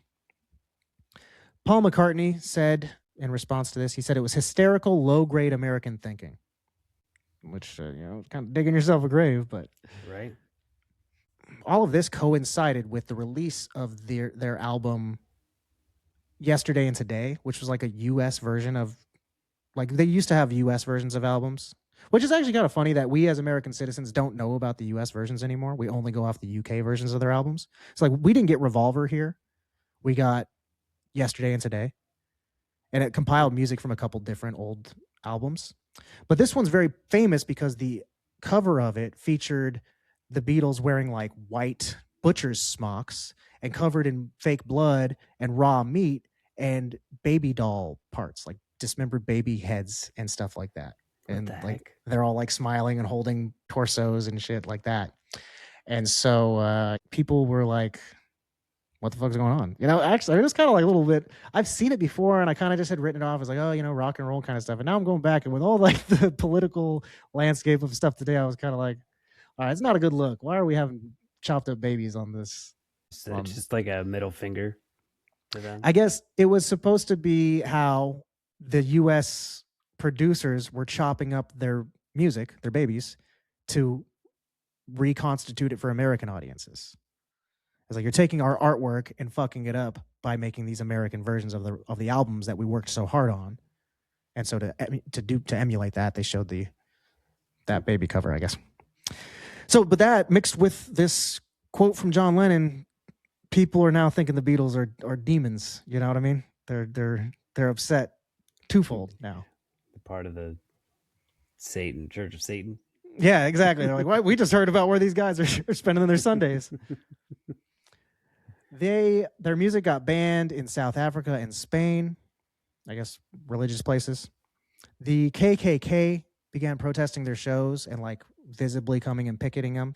Brian Epstein proposed that John Lennon record an apology, and he was on vacation when this was going, when they were trying to orchestrate this. So the engineers spent days designing a dummy head so that way they could amplify the phone call, because Lennon was going to have to record it over the phone. So they tried to make a dummy head to put around the phone or something to make it seem like it was coming out of his normal body. What the heck? Yeah, it was weird, very weird. So, and then he ended up backing out, so they didn't end up having to go through with it. But they spent a while trying to come up with a way to make it sound like he was in the real room giving the apology. I thought that was very strange. This whole thing is sounding kind of weird Illuminati-ish. Fucking weird. That was according to EMI engineer Jeff Emmerich. I did want to write down where I got that information from because it's from a guy who worked at EMI at the time. So he was a sound engineer. They did hold a press conference in August, and John Lennon finally issued an apology of sorts. He said, you know what? I just realized I didn't actually read what the quote was that he had said initially. Let me read that first. He said, the first thing that made everyone again, people were mostly mad about the cover. But the quote that he said, and there's a quote in here that you'll recognize is, Christianity will go. It will vanish and shrink. I needn't argue about that. I'm right, and I'll be proved right. We're more popular than Jesus now. I don't know which will go first, rock and roll or Christianity. Jesus was all right, but his disciples were thick and ordinary. It's them twisting it that ruins it for me. But that we're more popular than Jesus now is the quote that people remember from this. John Lennon said that they were bigger than Jesus. So yeah, that's really the legacy of it. Mark David Chapman, for what it's worth, has said in different interviews that this interview was motivation for him killing John Lennon. He's said other things in other interviews, but he has said that this is why he did it. And he was a devout Christian. So yeah, that could be it. When he finally issued his apology, here's what he said. I suppose if I had said television was more popular than Jesus, I would have gotten away with it. I'm sorry I opened my mouth. I'm not anti-God, anti-Christ, or anti-religion. I was not knocking it. I was not saying we are greater or better. If you want me to apologize, he concluded, if that will make you happy, then okay, I'm sorry. So very, very half-assed apology. Yeah. To which Tommy Charles canceled an upcoming bonfire for WAQY. The Vatican totally was appeased and issued a statement saying that they've forgiven him. And the New York Times issued an article saying that the whole thing was over. They're like, but it's John Lennon. It's fine. The quote that I included here from the New York Times, they said, the wonder is that such an articulate young man could have expressed himself imprecisely in the first place. So just a fucking stupid ending to this whole thing. They're like kissing his ass. And just the fact that he said, like, okay, fine, if you want me to apologize, I'll apologize. Fine, I'm sorry. And they all went, oh, well, all's forgiven. Thank you. Yes. God. Well, he's just such a sweet, nice young man. I don't know how he could have said something wrong in the first place. You know, it's just like, this is so stupid. The whole thing was ridiculous. But there you go. That's why the Beatles weren't as popular this year as they had been prior. Really it did mess up a lot of their touring. A lot of U.S. audiences, specifically in the South, we mentioned the bonfires and all that shit. They had the same reaction as they did to the Time magazine cover. They said, John Lennon, you're a demon for saying those things. And he's like, I was just saying that right now. And like he said, like anybody in the church is going to tell you the same thing. Kids are going to Beatles concerts, not coming to church on Sunday. That's what I'm saying. You know? Yeah. Like, like this isn't about us being better. So yeah, just a whole dumb thing.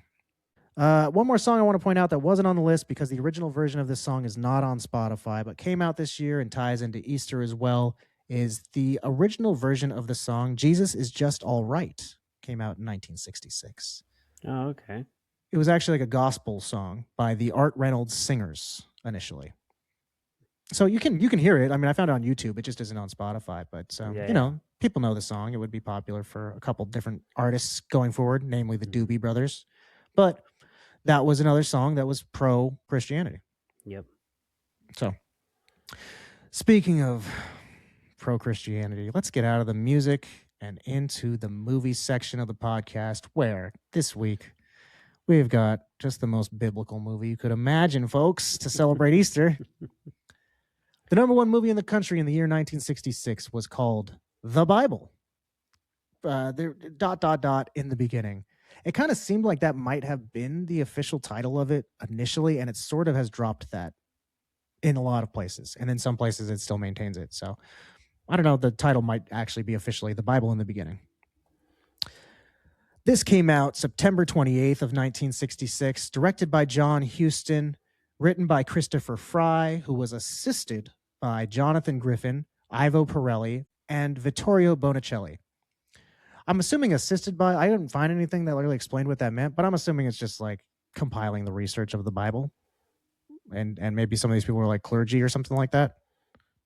But anyway, yeah, he had assistants. I've never seen that in a credits before, assisted by. Yeah, me neither.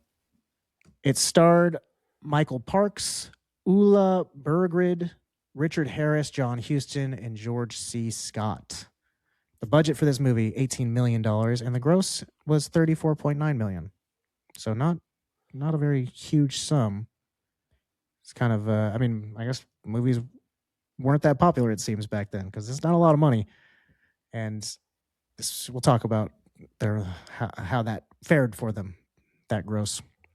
But first, let me say the synopsis. This comes from the VHS cover.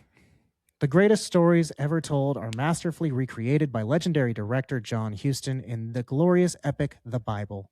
Each engrossing story is a spellbinding look at the triumphs and tragedies of the men and women who are a part of the good book.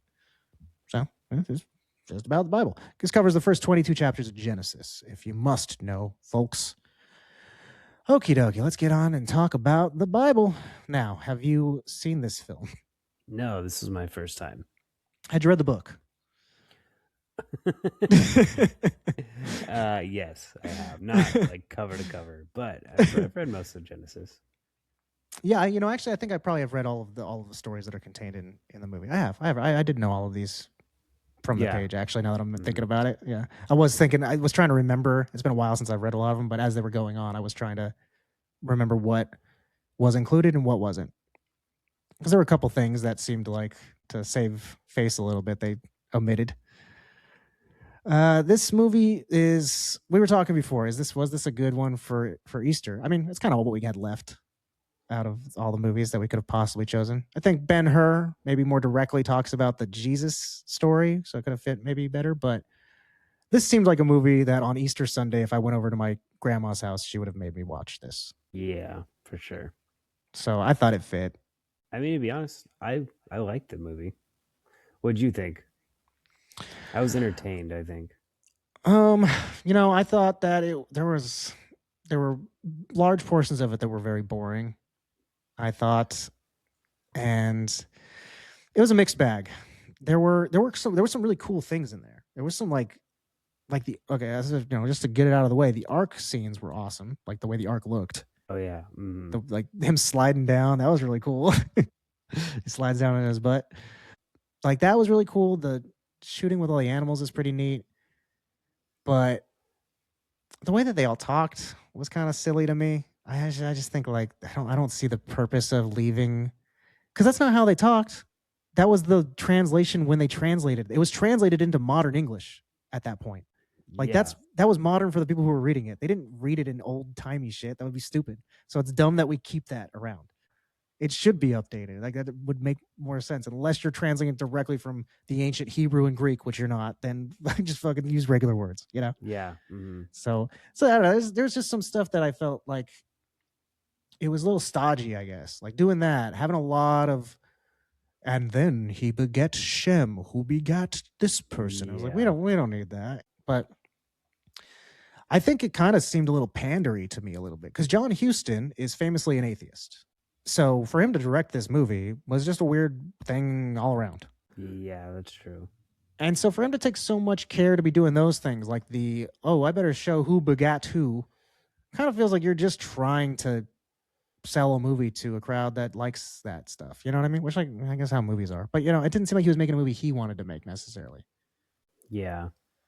I mean, it was like, that's still unnecessary, I think, having those sections in there. Yeah, I don't know. It's weird. I think the parts that I thought were cool were like the sacrifice scene was pretty neat. Like it was shot really cool, that it's all like in black and shadowy and stuff like that, silhouetted, all cool. That was pretty neat. There was some cool stuff in there, I guess, but yeah, I just thought it was a little bit long, I guess. We could have just, I think if they cut too long. Yeah, if they cut most of these scenes down a bit, I probably wouldn't have been, because it wasn't like it was bad. It just was kind of boring. Yeah, making it not long would have definitely helped that. You're right. So all the scenes with George C. Scott took me out too. I think he feels way too modern to be playing a biblical character. He's Abraham, and he's like, all right, it's time for me to sacrifice my son. Let me get a ram. It's like he doesn't sound like a Bible man. So he kind of took me out. I think George C. Scott's an incredible actor. I just think it was not necessarily a great role for him. Yeah. He just seemed wildly out of place. Where the rest of the characters kind of blend into their roles, and he's just seemed like Patton running around. Let's talk a little bit about that since I brought up the actors. I guess let's start there with George C. Scott. He's got a really interesting story. It's pretty messed up here. He and Ava Gardner, who played on-screen husband and wife, they had a love affair in real life, off camera as well. Now, George C. Scott was a horrendous piece of shit who drank to the point of blacking out and just beating the shit out of people who were near him. It was very common for him throughout all of his life. So while he and Ava Gardner were together, he really did a number on her. And he like these are a couple different stories. It's hard to find like a bunch of concrete retellings of this. I think this is from an era of protecting Hollywood stars and stuff, but he apparently broke her shoulder and also hit her so hard he detached her retina. The real main story that's like actually told is that he broke her hotel room door, like she locked him out and he like smashed it in and stuff. So that's when Frank Sinatra, who was friends with Ava Gardner, because he had mafia ties and they were shooting in Rome. Apparently, George C. Scott got back to his hotel room one night and found all of his clothes like cut off at the shoulder, and then didn't touch Ava Gardner again. Damn. So Frank Sinatra, I was like, I didn't know Frank Sinatra rolled like that. That's kind of cool. But yeah, I was just like, damn, that's a really sad story. I like George C. Scott as an actor, but it makes me like him a little less. Yeah, for sure. I didn't know that. That's crazy. Yeah. Another weird, similar sort of deal. Hagar, the other woman in that, situationship in the story, it's Abraham and Sarah and Hagar. The actress who played her, Zoe, well, her real name was Zoe Ishmael, but because her son in the movie was going to be named Ishmael, John Huston made her change her name because he thought that would be confusing, or he thought it was going to look like publicity stunt to hire an actress who had the same name as the character whose son it was going to be. What the heck? So he made her change her name to Zoe Salas. Then when they were on set, they began a love affair. Like it was like he fucking loved her. I'm sure he loved her so much. They began an affair of some sort, and she became pregnant with his child. This was out of his marriage, and that child is Danny Huston, brother to Angelica Huston, and a very famous actor. I didn't realize that they weren't. I thought they were whole siblings. I didn't realize they were half siblings, and that their father did this weird, shady affair thing. Dang, I didn't know that either. Yeah, it sounds like a monster.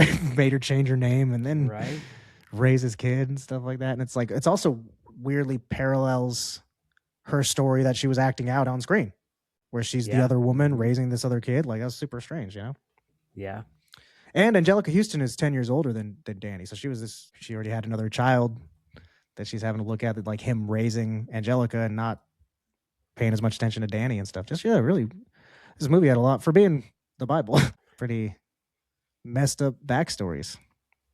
Yeah, seriously. I guess it's worth mentioning John Huston and Ava Gardner, as well as Peter O'Toole, but those two were both atheists. So the atheists in the cast are the ones having all these crazy behind the scenes sordid affairs. As far as John Huston actually being in the cast, initially he was only going to direct the film. The first director they hired actually was this French guy named Robert Bresson, who was able to like get all of the animals from the Rome Zoo to shoot with for the arc scenes. And then like when the producers came back to check the dailies, it was he had just filmed footprints in the sand. Like he didn't have any footage of the animals at all. And so they were fucking, because he was trying to be artistic, I guess, like avant-garde, some French guy, like, oh, this is how I'll tell the story of Noah. Look at this, like, I don't know. And yeah, they were furious. They fired him right away. And then they hired John Huston and said, we need someone who's going to make a movie, not whatever the fuck this is. Then when John Huston was attached to the role, he was looking for someone to play the role of Noah. He first wanted Charlie Chaplin, actually, interestingly. But Chaplin wasn't interested because he wasn't going to be able to direct it. He kind of only did movies he directed throughout his career. So he decided he didn't feel like doing this one. Alec Guinness was another person that was considered, but he was busy and couldn't do it. He plays Obi-Wan Kenobi in the Star Wars, the originals. But so then it ended up John Huston. I guess two people couldn't do it, so he's like, I guess I'll do it. I mean, he was an actor too, but I just think that's funny that he just decided to jump into one of the main roles. Seems like that his personality that checks out. Yeah, from what we've been talking about. That's a good point. Yeah, he seems really similar to his Chinatown character. They actually originally announced this film as the first in a series of Bible movies. This was gonna be a whole deal that they were starting to do. But I talked about earlier how how did this whole thing work out? Their budget was pretty close to the amount of money they made back, right? They actually ended up, when you factor in marketing costs, all that other kind of stuff that goes into movies, they lost $1.5 million on this. Mm. So even though it was the movie that made the most money over the course of the year, it lost the studio in the end $1.5 million. So they scrapped the plans to do this series. And as far as being the number one movie in the country and still losing money, that's only ever happened twice. This movie and Cleopatra. So it's been a long time. That doesn't happen When was anymore. Cleopatra? 63. Oh, right around here. Oh, yeah. So I guess we haven't done 63 yet. No, we haven't. Last real piece of trivia I have written down. It was hard to find anything really. The VHS cover did tell me that they filmed in Rome, Sicily, Sardinia, and North Africa over a period of 5 years. So that was good to know. It's a long time. Yeah, actually, that was more information than I was able to glean elsewhere.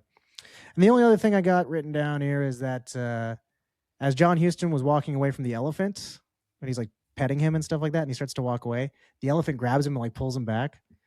And then he pets him again, and then he starts to walk away again, and the elephant grabs him a second time and pulls him back. And so then he pets him again, and then he like runs away really quickly. It's because the elephant wasn't supposed to keep grabbing him. He was just supposed to have walked away the first time, and it kept like ordering him to continue.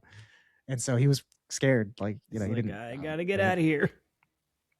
You don't know what it's gonna do. You don't know if it's just gonna decide to be upset at you or whatever. So he had to hightail it out of there. All right, I think that's about it that I got for this film. Yeah, I don't got much for it. No, really, surprisingly, for it being 3 hours long, I don't have a whole lot to say about it. It's fine. If you know the stories of the Bible, they're in there. Yep, that's it, pretty much. Yeah, it felt like going to church. That's why it was a good one for Easter. Yeah, for sure. And really, when you go to church on Easter, they don't tell you the resurrection story. You know what I mean? Like if you go to sunrise service or whatever, they'll do stuff like that sometimes. But typically, Easter is just like a normal service. Yeah, that they're just like, they usually try to do some very broad service on Easter where it's just like, hey, look, you got to love God, because if you don't, things aren't going to go your way. Like that's pretty much. Yeah, well, it's the only time a lot of people go to church, so it's like, let's give them a roundabout gist. Yeah, exactly. Just give you the highlights. Okay, well, I guess that just about wraps up the movie The Bible, which wraps up the beginning of the book The Bible.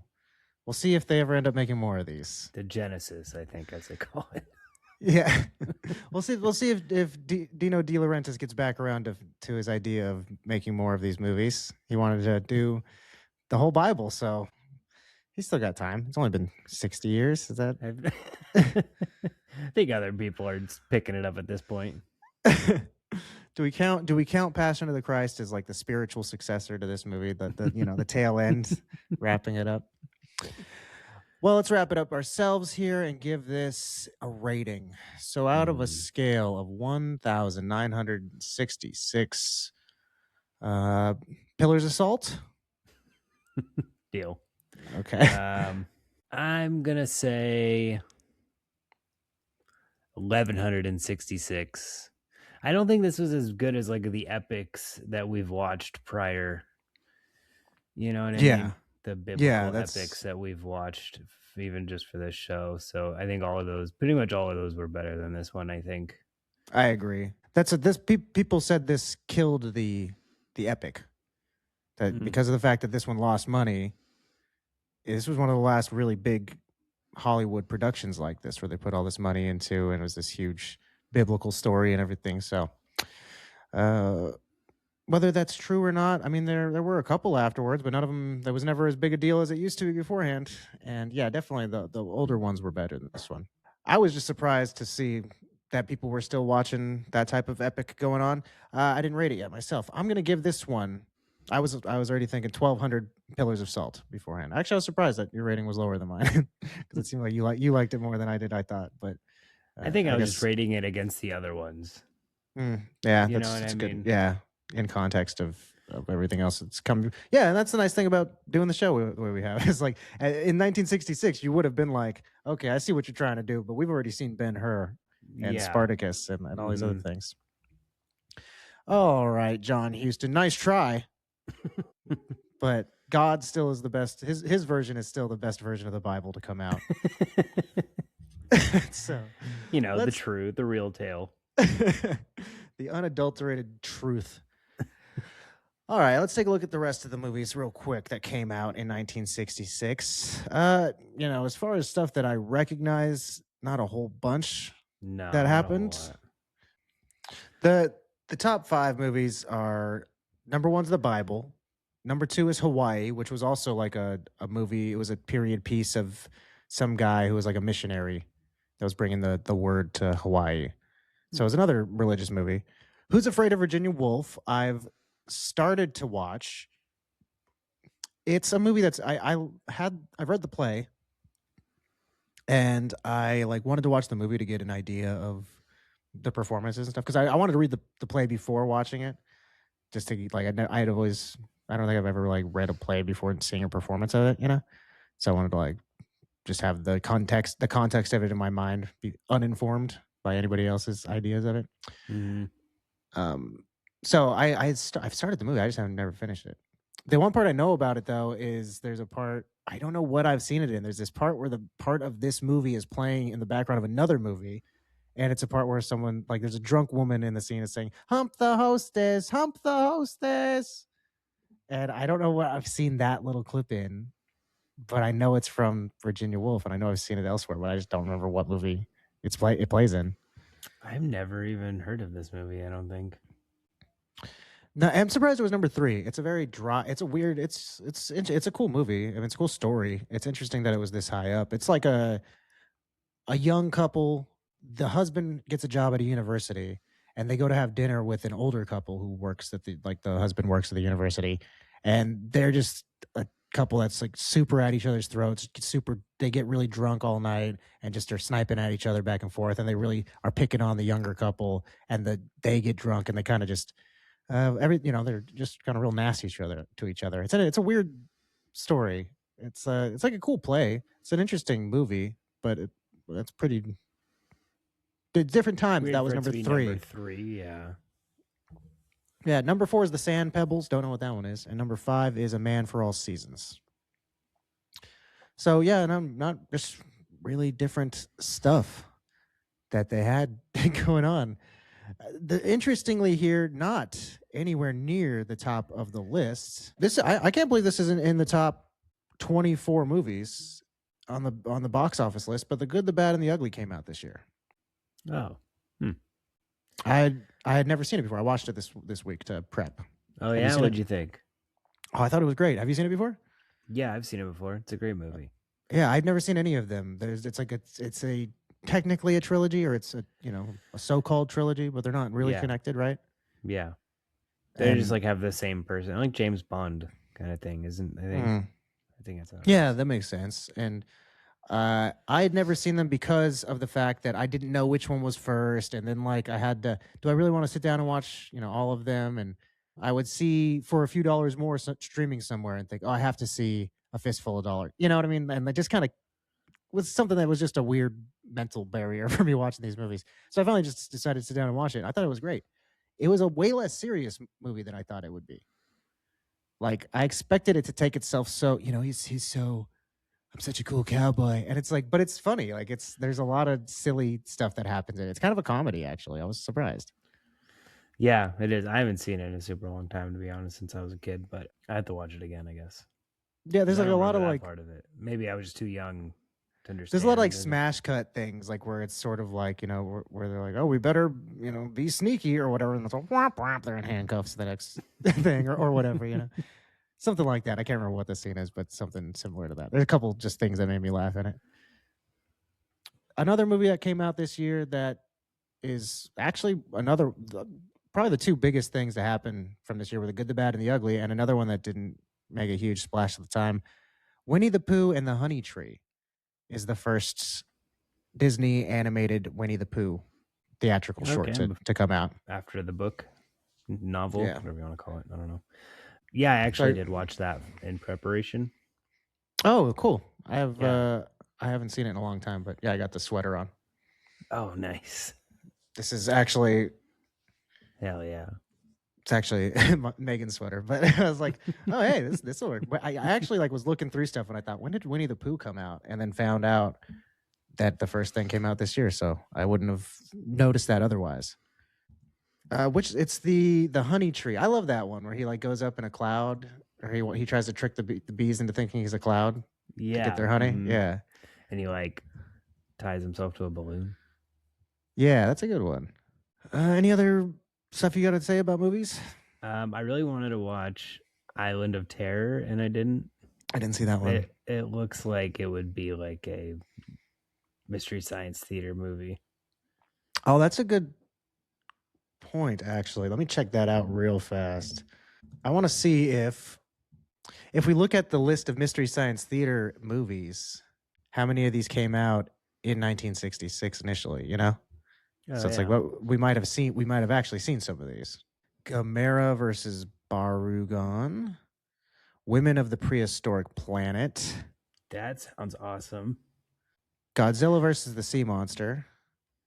Manos, the Hands of Fate. The best Mystery Science Theater episode. Well, there you go.